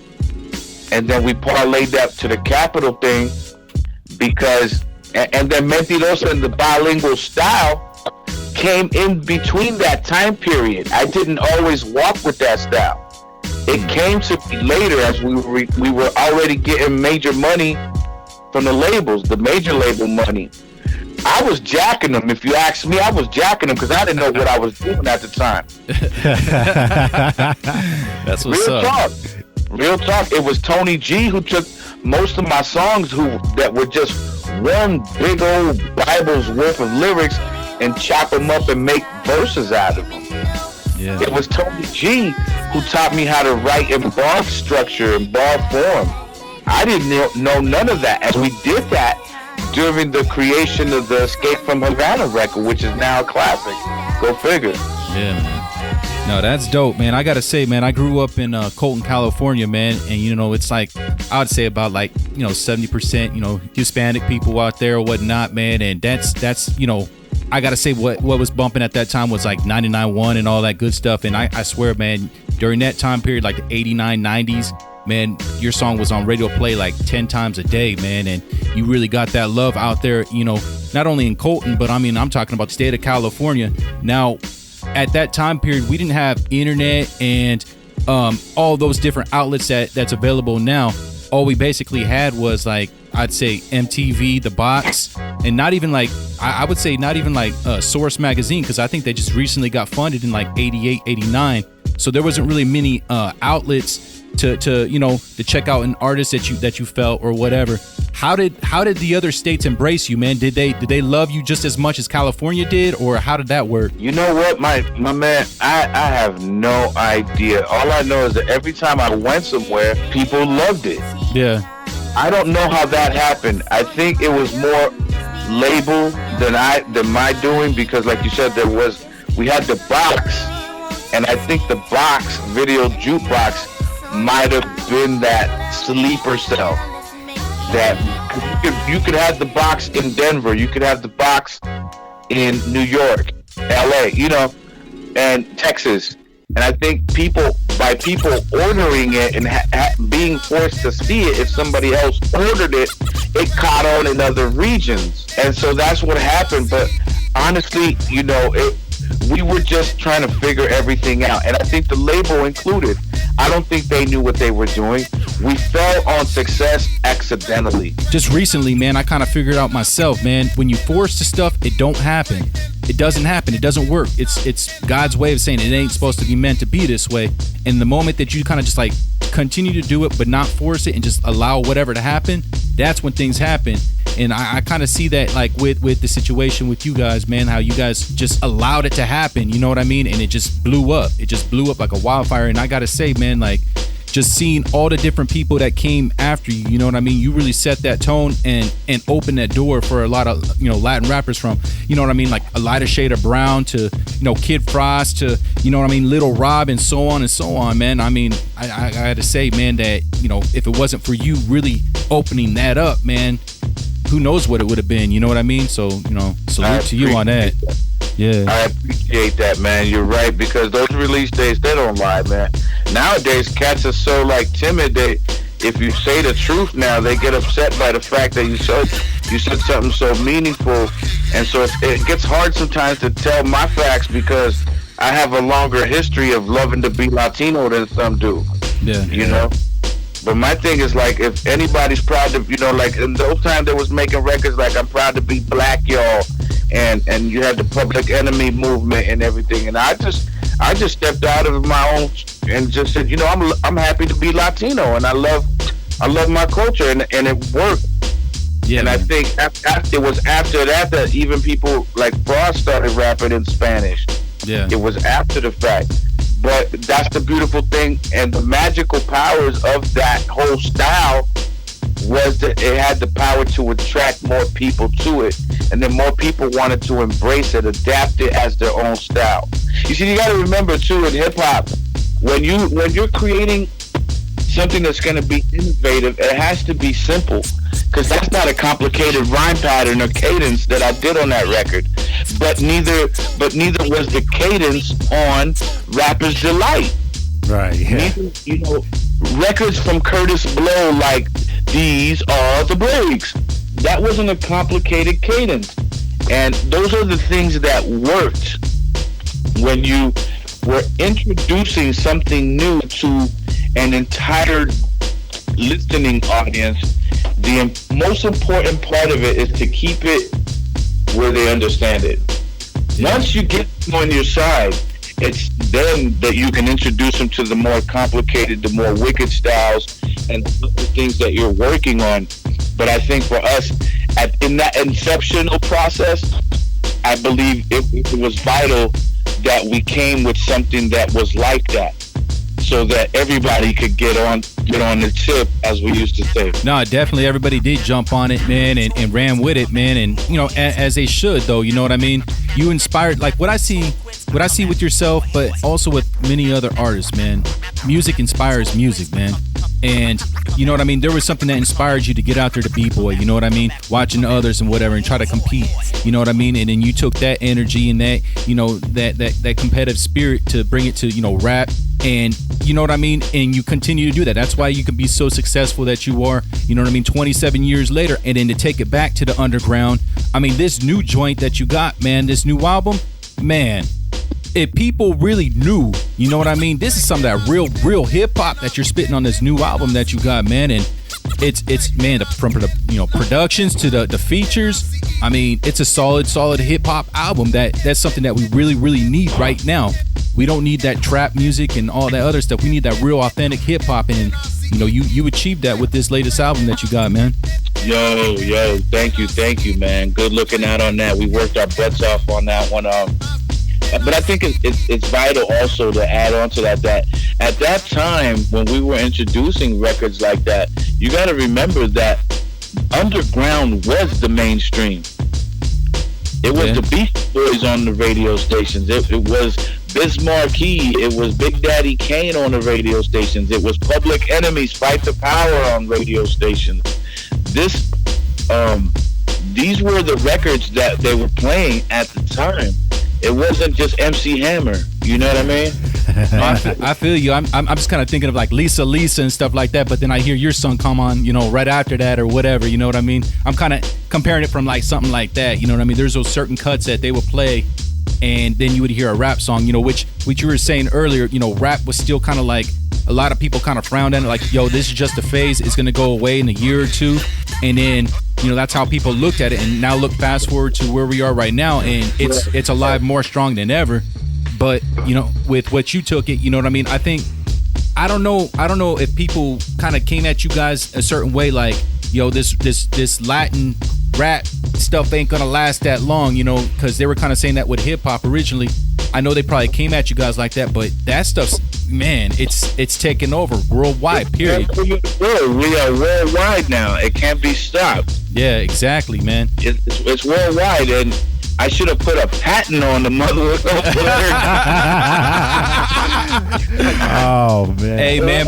But no, you're right. I mean, it's a global movement, and cats in Ecuador, cats in Spain, cats in Brazil, cats in Ecuador, cats in Puerto Rico, Santo Domingo, Cuba is rapping Spanish. Yeah. And that, to me, I sit back in my house and I just look at the beauty of that. That's what I'm saying. You inspired that many people. You inspired the world by what you did. And that's crazy to say that, but you have actually really inspired the world to do that. And that's so dope. Yeah, just trying to salute you for that, man, because I don't know, you know what I mean? Some people just kind of do it, you know what I mean? Just to rap, you know what I mean? Whatever, not really understanding the roots. And the whole purpose of this show, man, is really to take people back to the roots. We actually had Def Jeff on here last week, and we had to school a lot of people that knew nothing about Def Jeff. And this is kind of what we do on this show, man, is to school all the new cats, about these legends in the hip hop, you know what I mean? And that's why we really appreciate you coming on the show, man, and breaking this down so we can let the all the new jacks know what's up. No, that's beautiful, man. What y'all doing is beautiful, because Def Jeff also produced on my first album. It was most definitely a 6 degrees of separation type of thing. What came to that album, but moving it forward and everything in between, people have to remember when it comes to me and many of the artists they listen to from that era is that it's not the same year. You have to get over that part. A lot of people stay stuck living their lives in one certain way, and they never break out of that. For people that are creative, we continually grow and stay on the path of growth and change, mixing and blending different sounds and ideas, so that 25 years later, what you're listening to of an artist today should be very different than what you heard 25 years ago. And I see that with many artists, they'll still be doing the same thing because it makes them money. It's not always about the money. You got to do some things out of moral, out of integrity, out of love and passion for your culture, for the beautiful thing called hip hop that fights for so many. And I think a responsibility to an MC is to grow mentally, not just, in the bank account, but grow mentally as well, so that you can continue to evolve and bring people onto new knowledge and information that they need as well. You're only 19 once. So when you're 19, do 19-year-old things. But when you're 45, you're supposed to be on some 45-year-old shit. Yeah, man. Yeah, that's real talk right there, man. Yeah, that really is. And, man, for anybody that just tuned in, man, we got Mellow Mayonnaise really breaking it down. And this man just told you some real knowledge right now, man. And this is coming from a Hall of Famer in hip-hop. And that's some real spit right there with saying a Hall of Famer, because you really are in the Hall of Fame for hip-hop, right? Yeah, I was inducted with Eazy-E and Mossberg. Absolutely. Rest in peace to those brothers. Yeah, man. Yeah, it was an amazing thing, Everybody knows Jerry Heller and Violet Brown and Alonzo Williams of the Wrecking Crew. They're the ones who, they went to bat for my induction into that class of Hall of Famers. But not to take away from what you asked me about the album, the new album, The Lost Decade. I got together with some brilliant brothers who I felt were equally as slept on, but lyrically potent as I know I am. Yeah, man. Because for me, verbal exercise happens on a daily, because my son was also a producer and produced that entire record. So he keeps me lyrically fit from not just a younger perspective of saying dumb-ish, but pushing my envelope to make sure that I stay on my mellow man 8-ish, as a grown man, responsible dude, that has to keep it pushing in order to keep the music alive. Like, a lot of things have to be sacrificed. There are friends, there are relationships, there are, sometimes even family members, in order for us to keep bringing you this music. And I think that record is an example of that. Pure sacrifice, blood, sweat, and tears. We have Jerobi on there. We got my man Dinko D on there. We got Born Allah. We got Jerobi. We got Mikey D, Drez of Black Sheep. Slim Kid Trey from Farside. And just an amazing cornucopia of thinkers to contribute onto one product. And I think it may not be appreciated on a masses level today, but I think in 10, 15 years from now, people are going to look back when I'm no longer here and go, God damn, this looking at the snow on this one. You know what I mean? And that's what it is, man. When I heard the joints, you know what I mean, that was coming from it, the quality of it, man, the lyrics that was coming from it, I'm like, oh my God, people have no idea what this man is doing right now with it, man. Like I said, I gotta salute you on that, man, because it is definitely fire, man. Anybody out there that's listening, make sure that you go out and go ahead and cop that. The album is called The Lost Decade, and make sure you guys pick that up, man, and support this man and everything that he does, because this is a true legend right here, man. Just to let you know, man, we salute you over here at Dusty Needles. If there's any new tracks, any new exclusives that you want to send, go ahead and send those. We'll make sure we put those in rotation for you, man. Good looking out, man. I need that type of love right there. And real quick, before I step off, let me tell you a little bit about what I'm doing aside from the mic. We've been working on and cultivating a reality show that's rooted in real hip hop and real life lessons that follows myself and my son around, and really, and it's not on some ratchety, just back your ass up type thing. It's really teaching him how to move and shake around this industry, and how to swim and navigate around the sharks in shallow waters, stepping on landmines, signing foul contracts and things of that nature, that we're looking forward to closing the deal there. I can't say too much more on that one, but just be looking for us. It will be called The Glitch, so be thinking about that. The other thing that has me very excited is I've recently teamed up with Ozo Motley and Boyle Heights Technical School for youth seeking an angle in life, and I'm bringing a hip-hop curriculum there with my friends from Ozo Motley, and that has me really excited, working hand in hand with Councilman Jose Weisler, and good brothers like Jose Diaz, who actually runs the center there, and Carmelo Alvarez, who started and founded the Radiotron. He is like a true mentor to me, and has taught me so much about caring about other people and bringing hope back to the community through the arts. And so be looking for that, and it's just amazing. It's amazing, man. It does sound amazing, bro. Real quick before we let you go, what are some of your social media contacts so the people can get at you if they want to find you? Yo, good looking out on that type of love right there. Brother needs that heavy. People can find me at Twitter, Mellow_man_ace, Instagram, Mellow_man_ace as well. And on Facebook, it's just simply Mellow Man Ace. Well, there you guys have it. I want to thank you one more time, man, for coming on Dusty Needlez. We appreciate everything that you've done for hip-hop and everything you continue to do for hip-hop. You know what I mean? We're going to go ahead and end the show with one of your new joints off your new album, The Last Decade. The joint's going to be called Knowledge, featuring Chuck D. Make sure you guys keep it locked right here on 101 The Heat. Up next, we got Felony Music, y'all. Peace. This is a Dusty Needlez exclusive. Dusty Needlez exclusive. Like you know. Right here on 101. Damn. The Heat.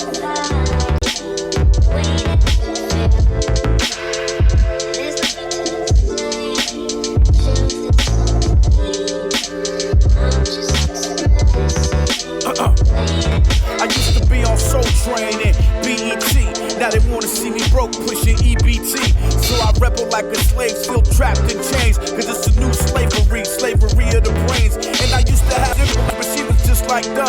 Used to set her looking up for they wicked system. I can only imagine being 17, trying to get rich in this land of schemes. So I spell America with a triple K.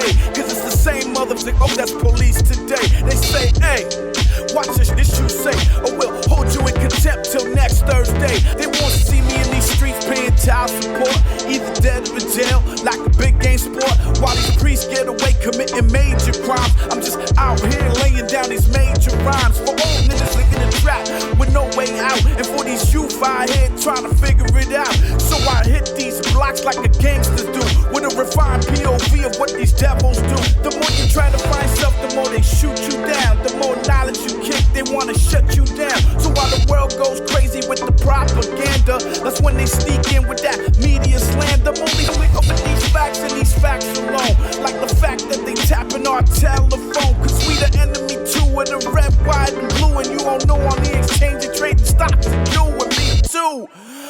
Knowledge.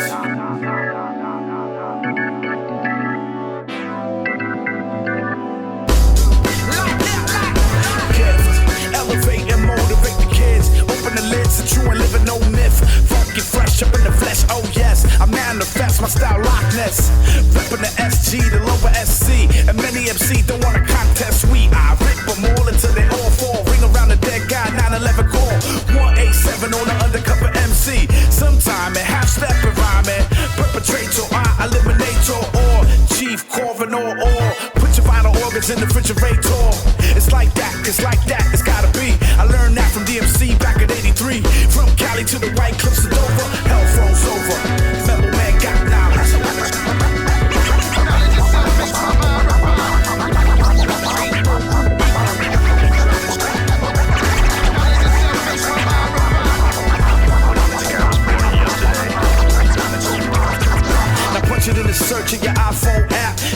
the stats, most perhaps. I appear so ever clear near. My credits alone, Coachella next year.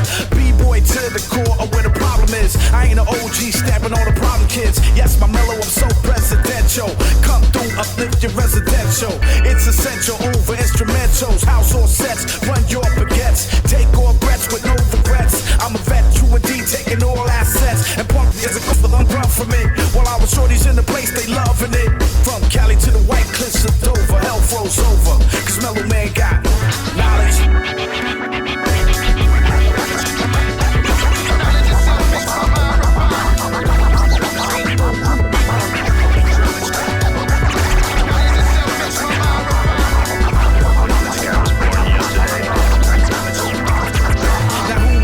They get the flesh red, purple tech, 9 clips be the ultimate. Hailing from the lands where the sun sets. From 7 p.m. we lay your heads to bet, and that's a fact.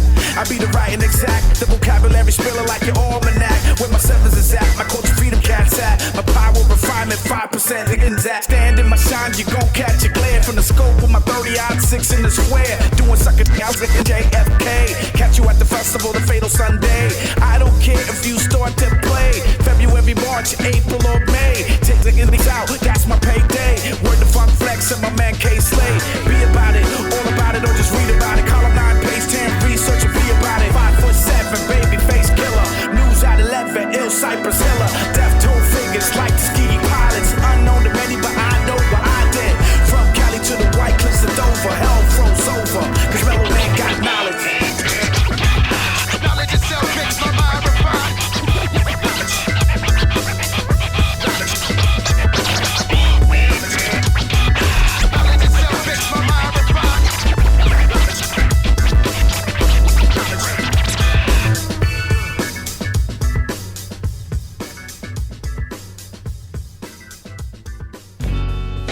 What up, what up, what up? It's your boy Ed Rock 80. You guys are back. You're a fool. Dusty Needles. You're a fool. The Dusty Needles vault. Man. One technique right here.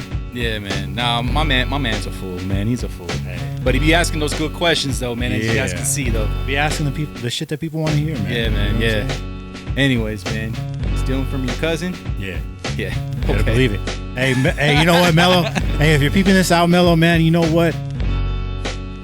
I'd never ask anything out of anybody that we interview or anything like that. I'd never say like, oh man, hook me up, give me the plug, whoop, whoop, whoop, whoop. Yeah. But if you could, man, send me that autograph. Send me that autograph so when I go back to California and I go to visit, you can kind of just put it there. Yeah, I could, oh, there it is. It was behind this. I could just be like, yeah. What does that say right there? Mellow Mayonnaise. Oh, yeah, that's right. Trying to replace that. You know what I'm saying? But you know what though, man? With that interview, man, he liked what we did with that interview so much, man. He vouched for us, man, and he ended up giving us a dope plug through that interview, man, because he's like, man, I really appreciate what you guys did and how you guys interviewed me. So he's like, I got somebody that I think would be great for the show, and he gave me a number to this dude, and he actually hit me up, man, when we were recording, and I'm talking about the one and only Mikey D, Mikey Destruction. Yeah. You guys don't know, man. That's a Queens legend right there. Yeah. Ladies and gentlemen, we're not talking about Mike D from the Beastie Boys. No. We're not talking about Mikey D, you know, the dude that lives around the corner that fucking hangs out and plays video games. You know, we're talking about a real legend. A real legend. Battle legend. Legend, period. You know what I'm saying? Like, yeah. Everybody knows who LL Cool J is. Everybody knows the story behind LL Cool J and how LL Cool J started and he came up. Well, you best believe, man, Mikey D was that dude before LL. You guys got to understand, man, a lot of influence that LL had, like this dude was that influence for LL to be who he is today. Exactly. And if it wasn't for this dude, LL wouldn't be where he is right now. It's just a crazy interview, and it shows you that it doesn't always have to do with money. It doesn't have to do with that. A lot of this hip hop stuff is just for the love and for that respect of the people that are around you. And if you don't have that, then you really don't have anything. And this is what this man really stands for, is having that real respect from his neighborhood and his peers that he really looked up to. You know what I mean? And yeah, we're gonna talk about it in this interview. You guys just check it out. It's a dope interview. You guys never heard him before, but make sure you look him up, man. He just dropped actually a dope album called Day of Destruction. So keep that out. Dope album, man. He's got his own show. He really does. He's got his own radio show on, I believe it's on Rap Station, right? Rap Station, yeah. Rapstation.com. With DJ Mercury, right? Yep. So yeah, you guys check that out. Anyways, we're gonna get to that interview right now. Dusty Needlez, y'all keep it locked right here. This is a Dusty Needlez exclusive. Dusty Needlez exclusive. Act like you know. Right here on 101. Damn. The Heat. Yeah, 101 The Heat. You guys are now tuned in to Dusty Needlez, and I'm your host, One Technique, and I'm doing this show solo this week. My man Ed Rock 80 is currently in California handling some business, man, out there making some moves. I'm proud of my man. That's what he's doing. That's what's up. But right now, on the phone lines from New York, we got Queens battle legend himself, Mikey D. Yeah, holla at your boy. What's poppin'? What's good, fam? What's good? Man, I'm just maintaining my composure, bro. First off, man, I got to shout out Mellow Man Ace, man, for making this even possible. Shout out for that. Most definitely. You know, you actually got a joint on one of his new projects too, right? Yes, sir. Joint. We Live for the Funk, featuring Drez from Black Sheep and myself. And Mellow Man Ace. Dope joint. Yeah, man, that whole album is, people have no idea. People have no idea. No question, man. Yeah, man. Sleeping. Yeah, exactly. All right, man, before we get into like all of your contributions in hip hop, I need to know what made you a fan of hip hop and to become, you know what I mean, part of hip hop. What inspired you to be part of this thing? Well, man, it was like in I would say late 79, early 80 probably. Mm-hmm. I used to hang out with my boys, Ever Loving Kid Ice. His name is Derek. Actually, he was a cat from Harlem. And his grandmother lived right next door to my grandmother in Laurelton, Queens. So he would come down in the summertime. So this particular summer, he came down with a couple of his brother Mike Action's cassette tapes. And he had the tape with Kumo D versus Busy B, the battle. Like the first hip-hop battle ever. Kumo D just went crazy on him. And then Grandmaster Caz from the Cold Crush Brothers was on that same tape. And he said a rhyme about a heckler in the audience that just blew my mind. And after I heard that tape, that cassette, that's what I wanted to do from that day on. I mean, even after, we listened to the tapes on the steps in Queens that day, when I went home later that night, I started writing rhymes and stuff like that because I was inspired by what I heard earlier. So basically, that's definitely what started me into the game. Yeah, man, that's dope. That's real dope, man. Yeah, everybody has somebody that they really listen to and inspire them to really put all their efforts into this game, man, and that's a dope story right there. Yeah, absolutely. Good luck. Yeah, man. Now, in the early days, man, when you actually first started, laying down tracks and stuff, you and your boy Johnny Quest, talk about, experiences that you guys had, in the little ciphers in the bedroom that eventually led to the park jams and stuff like that. Well, it was kind of crazy because, Johnny Quest and me, we've been rocking for a long time. We started with the same brother that I told you that bought that cassette tape, Ever Loving Kid Ice, Derek. It was Ever Loving Kid Ice, Lovable Little B, and Playboy Mikey D with DJ Johnny Quest. We were the Grandmaster 3. And we used to rehearse and make these cassette tapes across the street from my grandmother at my boy David Moore's house, The Moore. I mean, that was his DJ name, The Moore. And after we was doing that, we used to go down the block to Johnny Quest's house, and you see how Wu-Tang has a whole bunch of different MCs and one crew? Yeah. That's how we were back in 1981, man. We had a group called the LA Rat Masters, where it was 16 of us, and we used to all be in Johnny Quest's mother's sun porch, making cassette tapes and, just going crazy with it. And it was one time me and Johnny Quest made this cassette called Here's Johnny. And for some reason, that particular tape started trending. They call it trending now. Back in the days, it just spread like wildfire. It was getting re-recorded. You know how brothers had the double cassette tape players. But Here's Johnny circulated a lot, So a lot of people thought that was a record, and it just got out there. And then we would do a lot of basement parties and house parties and stuff like that. And then one day we went to a park jam, and we was kind of hot. It was almost like we had a record out. And then somebody called me out in the park jam. You know, he wanted to battle. Yeah. And that was like my first real battle outside in the park, because he had my back against the wall, and my first taste of blood. So that's when that legacy began, you know. But yeah, Here's Johnny was definitely the one, the tape that got us out there. From that point on, battling, that was like your thing. That's what you just started doing, just battling, right? Yeah. That was it. Because I was very competitive. Yeah. You know, rhyme for rhyme. Who rhymed better? You know, I would battle anybody, anywhere, any place, anytime. It didn't matter. That was my thing. Yeah. You know? Most definitely. And you were probably, like, I would say, one of the top battle rappers in Queens, right? Well, that's what they say. You know, there were a lot of brothers out there that were just as good, if not better than me. I mean, I could name a few brothers that can hold their own in the ring. You know what I mean? It's just, unfortunately, they didn't get that shine. But, I mean, I do consider myself one of the tops, but I wouldn't say the best. You know what I mean? Yeah, most definitely. Now, another battle rapper at that point, you know, got a lot of buzz. You know, Jay Ski. My dude, Jay Ski. Yeah, Todd. Yes, sir. Now, a lot of people at that point, you know what I mean, wanted to see that battle happen. And it looked like it was going to happen. Now, what went down and what happened for that thing not to go down? Well, basically, we had two mutual friends, Mellow D or Mellow C, and my boy Dave Molicio.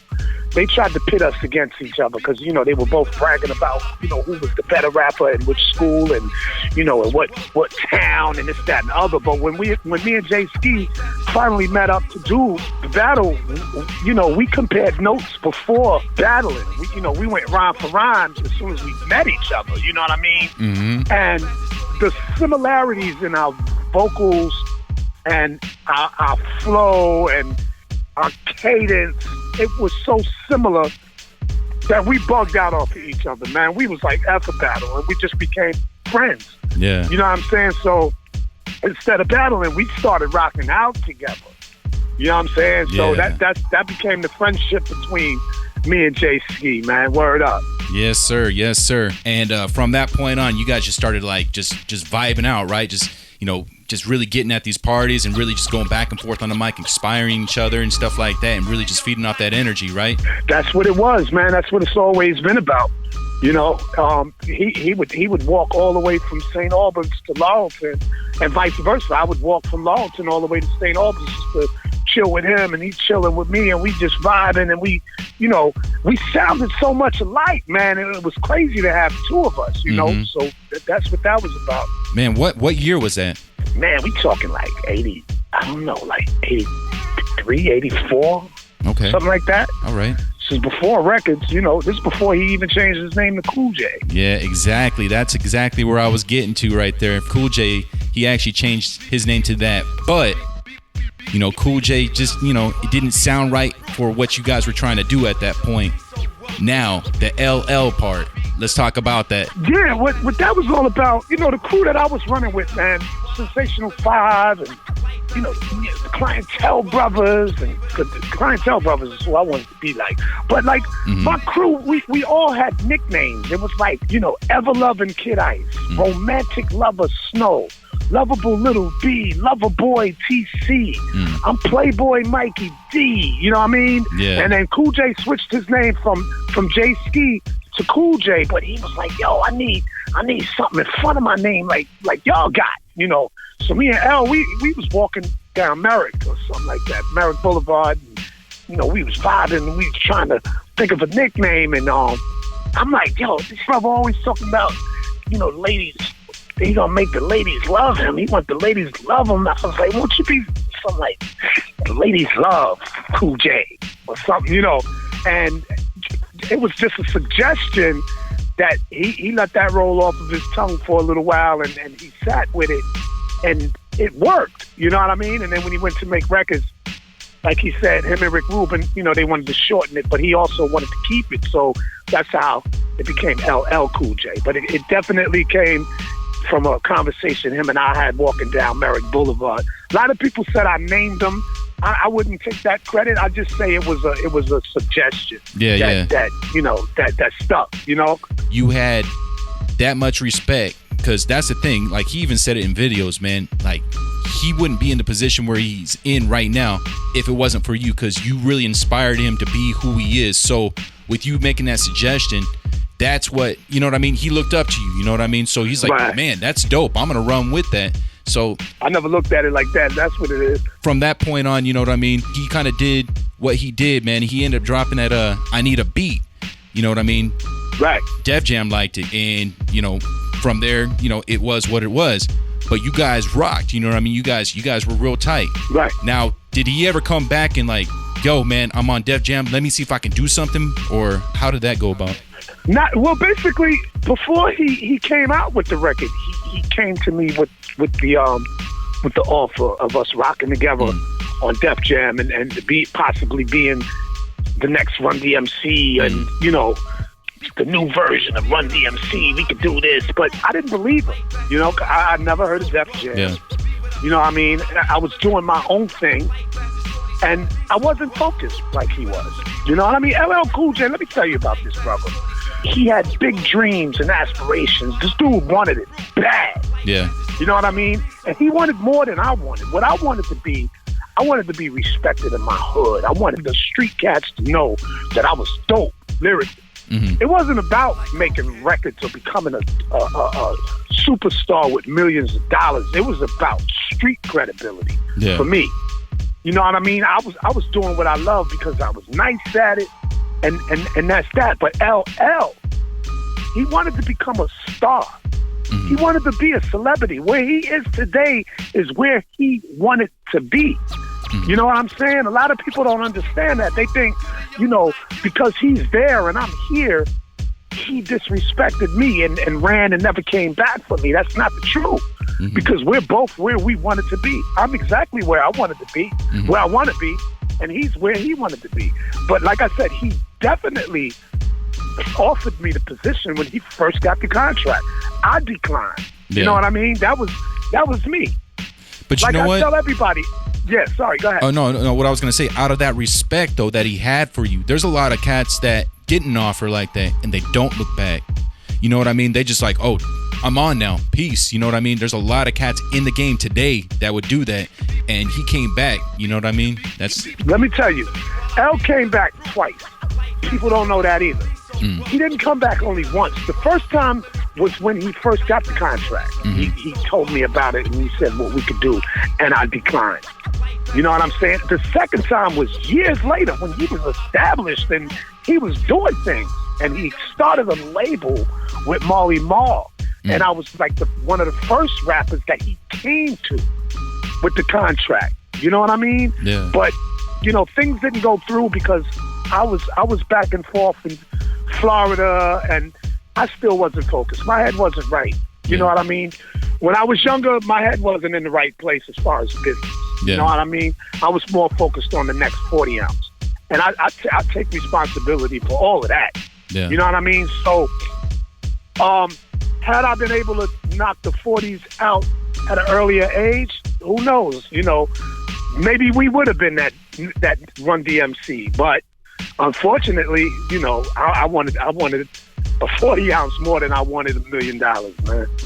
So that's what that's all about. But like I said, Cool J came back twice, man. Much love to him. During the years or whatever, there was some stuff that was going on or whatever, some words said and all of that. But we're not going to get into that negativity, man, because you guys are good. You guys are in a good place right now. And for the fans out there, I mean, there's a lot of them too that would love to see a joint project. Do you think that's even a possibility that we can put on the, on the plate? I mean, I know he's getting ready with his new joint that's coming out. Is this something that we can possibly see on a newer project that you have or he has that, some type of collaboration? You know something? LL Cool J and Mikey D are cut from the same cloth. Mm-hmm. So anything is possible when it comes to him and I. Yeah. We talk all the time. You know what I mean? Like I said, anything's possible. Yeah. We're not Xing anything out or saying no. Yeah.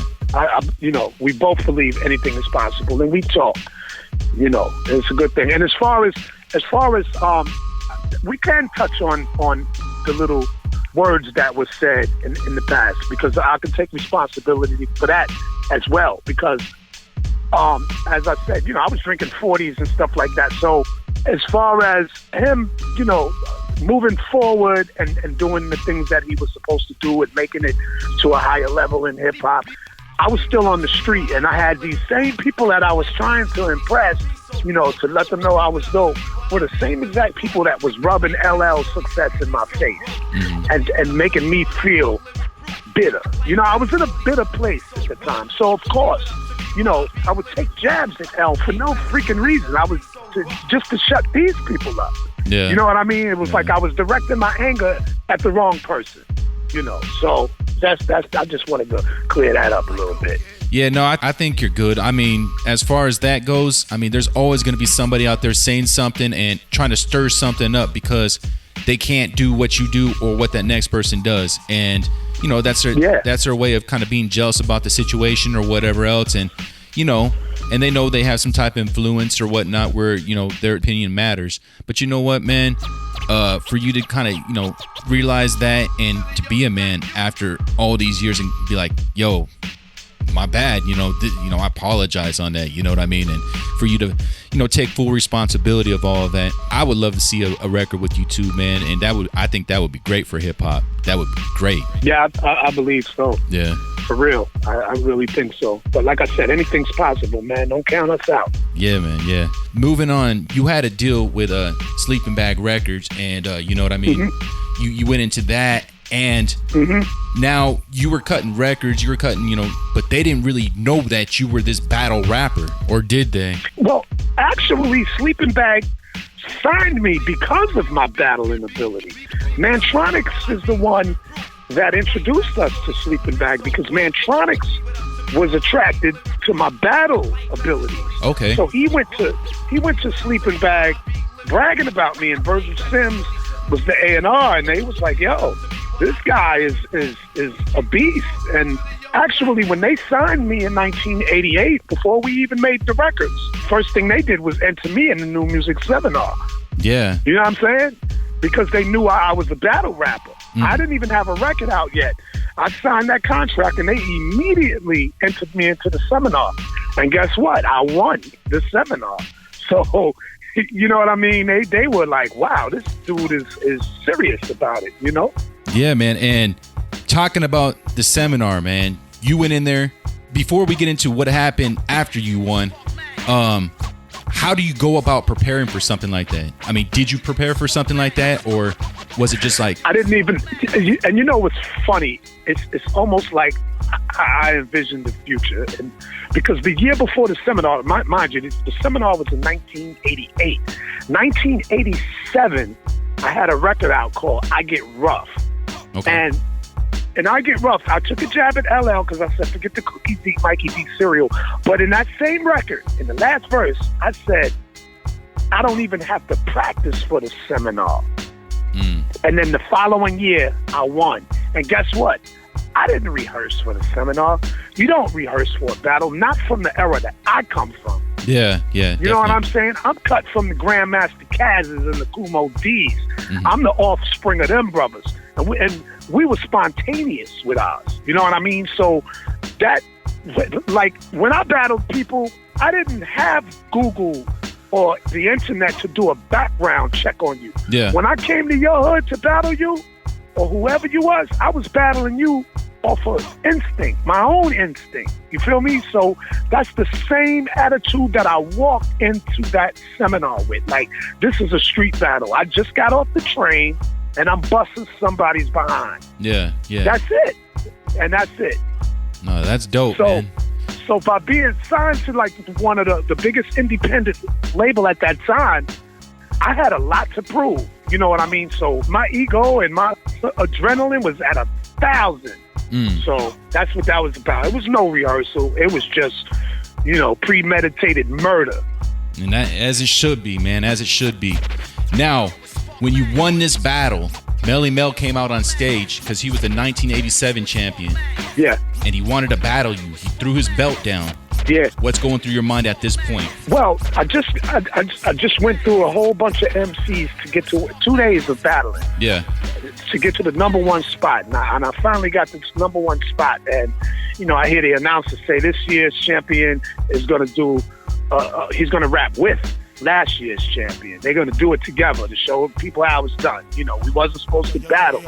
But he, for some reason, he called me out, like, saying that I wasn't a real champion, and if I was a real champion, I'll battle him for the belt, and this, that, and the other.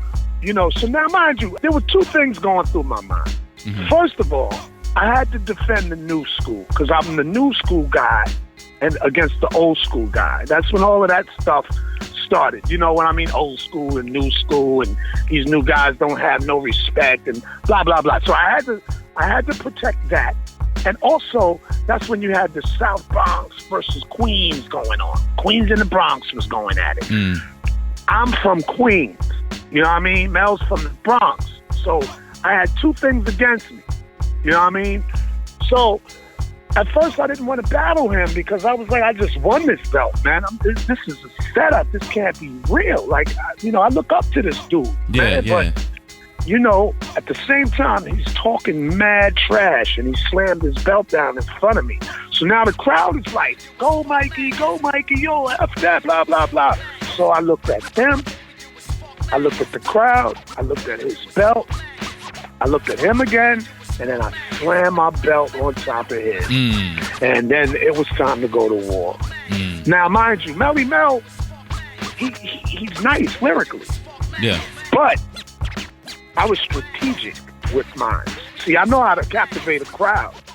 I'm not just going to go at you and you know what I'm saying, say a whole bunch of fly ish.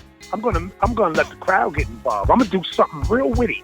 Yeah. You know what I mean? So Melly Mel was doing push-ups. Okay. He was doing push-ups.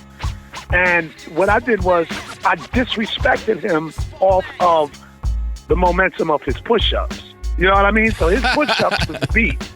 And that's what happened. Wow. That's what happened. And, and then, I won the battle.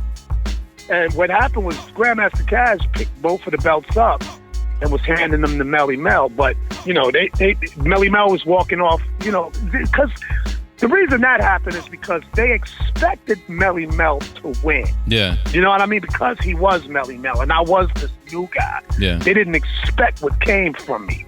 You feel me? So Melly Mel had the belts in his hands already, like, he was going to win so easy. Yeah. But it was the other way around. So he didn't want to give the belts back. I guess his ego was crushed or whatever. Well, yeah. Whatever. Yeah. And so he walked off with both belts.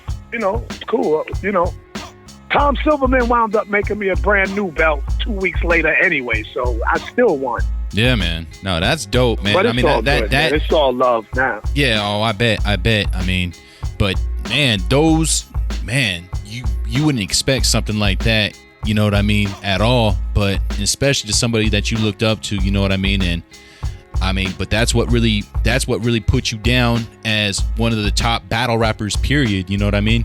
So that's right. It had to happen. I'm going to fast forward a little bit from that point.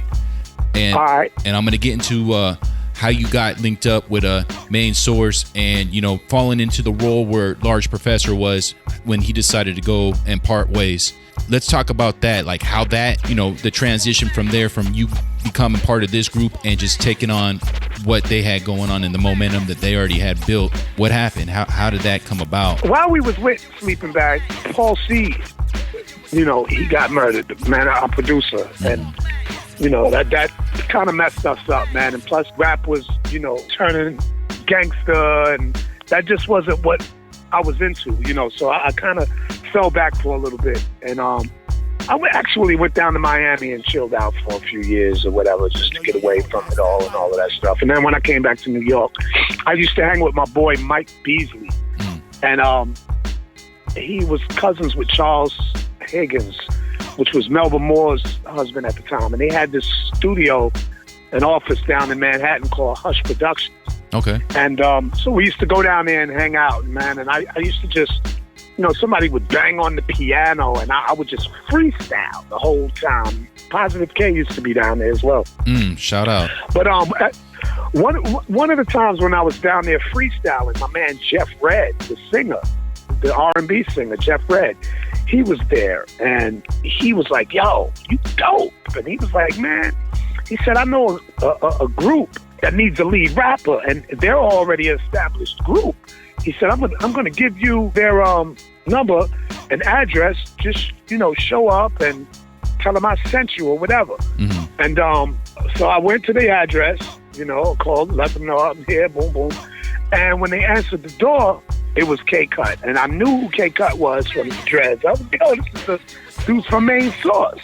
So, we went in the house, we kicked it for a little while, and they were aware of who I was. They was aware of who I was. And then, because you got to remember, Paul C was down with me, and Paul C was K-Cut and Large Professor's mentor. Oh, you know what I mean? Okay. Yeah, you see how life just goes in a full circle? Yes, sir.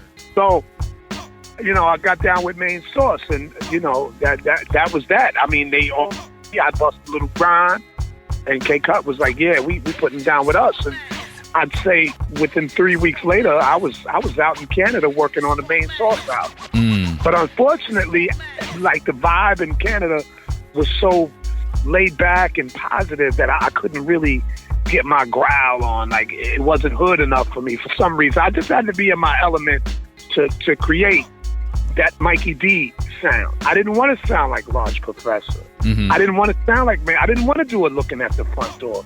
I didn't want to do Watch Roger do his thing, because that's what they did. Okay. That's their sound. You got Mikey D down with you now. Now we got to build the Mikey D Main Source sound. Yeah. Because I didn't sign to Wild Pitch. I signed to Main Source. You feel me? Yeah. But I'm not Large Professor, so we're gonna have to make songs. Anyway, we made an album that when I was down in Canada, and Wild Pitch, they didn't want it. They rejected that album. It didn't have it, and I knew that was gonna happen. But then they sent us back to New York when we did the album in New York. That's when we did the Fuck What You Think album, man, and that's when the Beast came out. You know what I'm saying? Yeah. That's when I got it back. If you listen to that album, you can hear the hunger, and it's Main Source featuring Mikey D, basically. Okay. Because I wasn't trying to sound like Large Pro or fill his shoes. Yeah. And yeah. So unfortunately, the album wasn't released for like 2 years due to managerial controversies with the label, and it was just a bunch of bull crap. So I wound up leaving Main Source for the same reason that Large Professor left Main Source, man. What I heard is that them dudes were brothers, and that was the mom that was the management. Was that true? Yeah, that's the truth. And that's the moms, and the moms and their uncle or cousin was they was actual management. Yeah, they were the management team. Oh man, so it was kind of a messed up situation for you, where you basically didn't really have too much say so and try to do what you wanted to do to be part of this group, but you basically didn't have a voice in that group then, with how the situation went then, huh? No, absolutely not. And I knew it was some foul play going on. Yeah. When, like, before I got down with Main Source, I knew nothing about my publishing. I knew about my writers' royalties and all of that, but I knew nothing about publishing. Okay. And when K-Cut introduced me to publishing, and I started my own publishing company, and I brought it to Miss Mackenzie's attention, she had a problem with K-Cut telling me about publishing.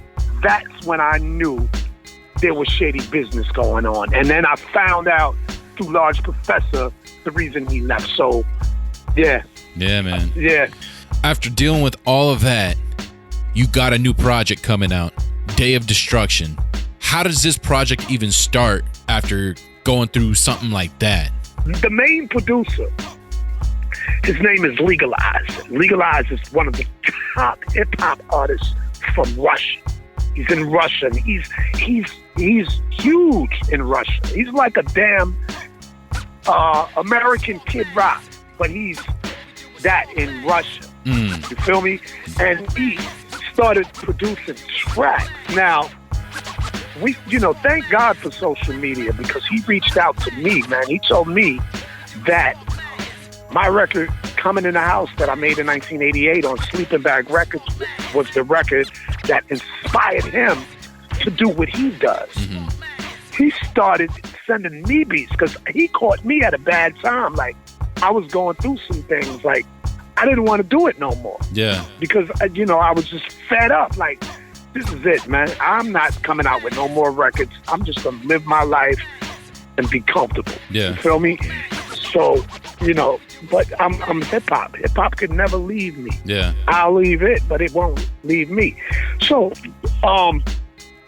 he started sending me tracks. And the reason it's Day of Destruction is, like I said, it's because it's all bangers. And when Legalize started feeding me these tracks, a feeling came back. And it was a feeling that left me when Paul C was murdered. Mm. That feeling that Paul C used to bring out of me was gone when he left. Legalize brought that Mikey D back. Mm.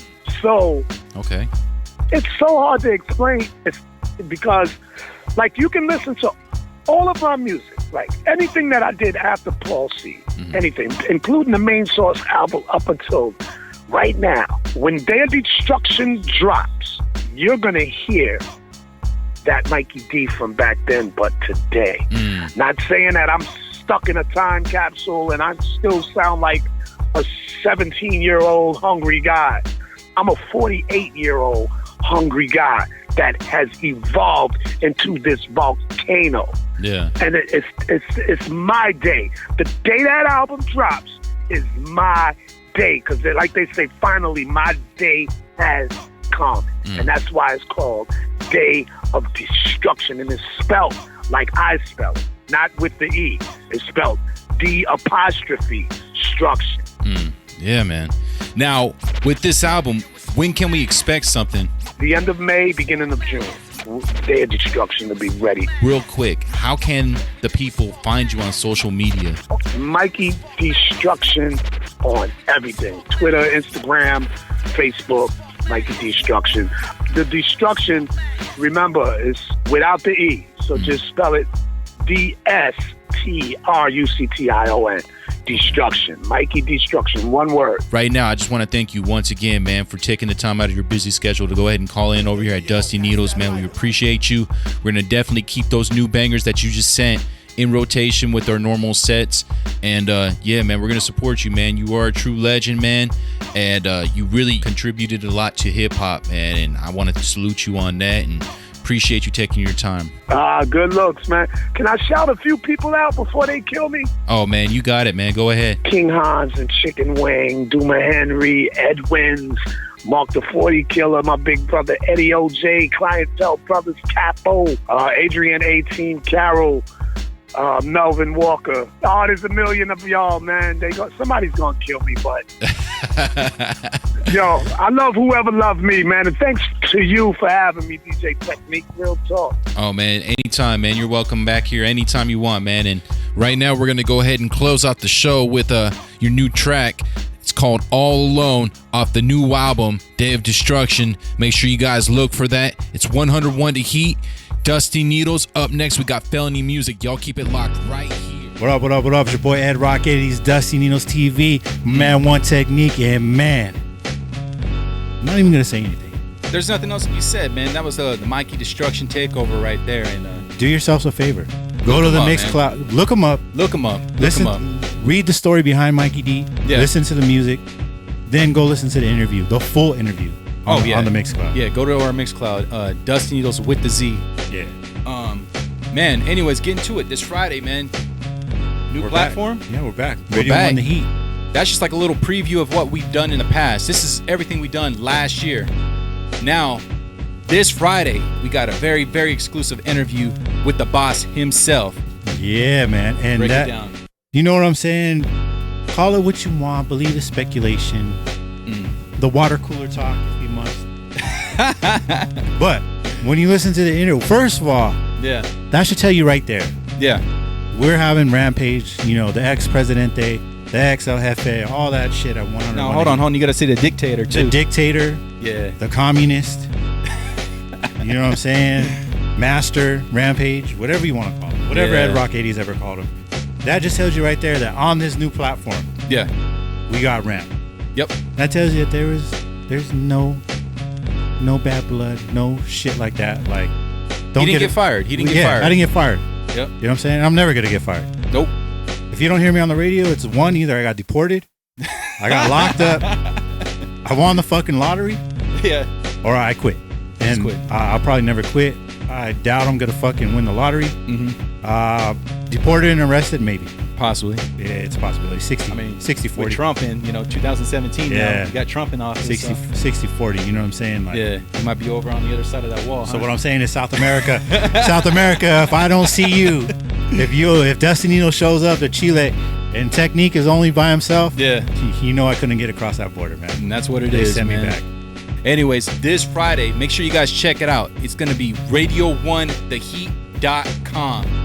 Once again, man. Radio1theheat.com. Now, Tech, is that app up yet? I haven't got the word yet. I know it's going to be an app just like 101 The Heat is. They have their app.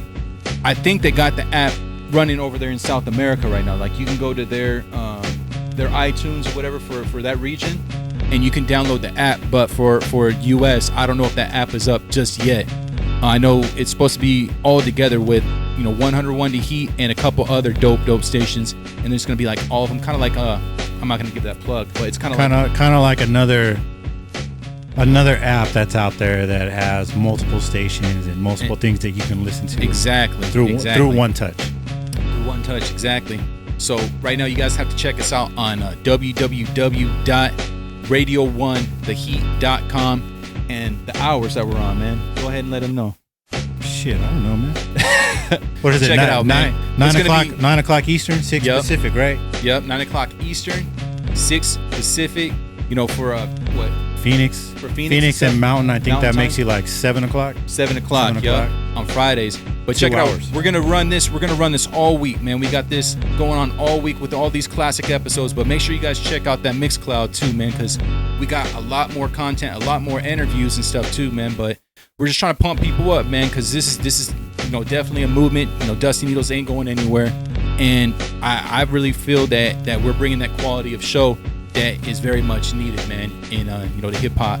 I mean, not even with hip hop though. I mean, from all the different stuff that we spin though too. I mean, we really try to put together these quality shows for everyone. So, peep us out, man. I mean, this Friday, right? Yeah, this Friday. So, see you guys then, man. Till then, we're out. Follow us on all the social media outlets. Everything's Dusty Needlez with a Z. Peace, y'all.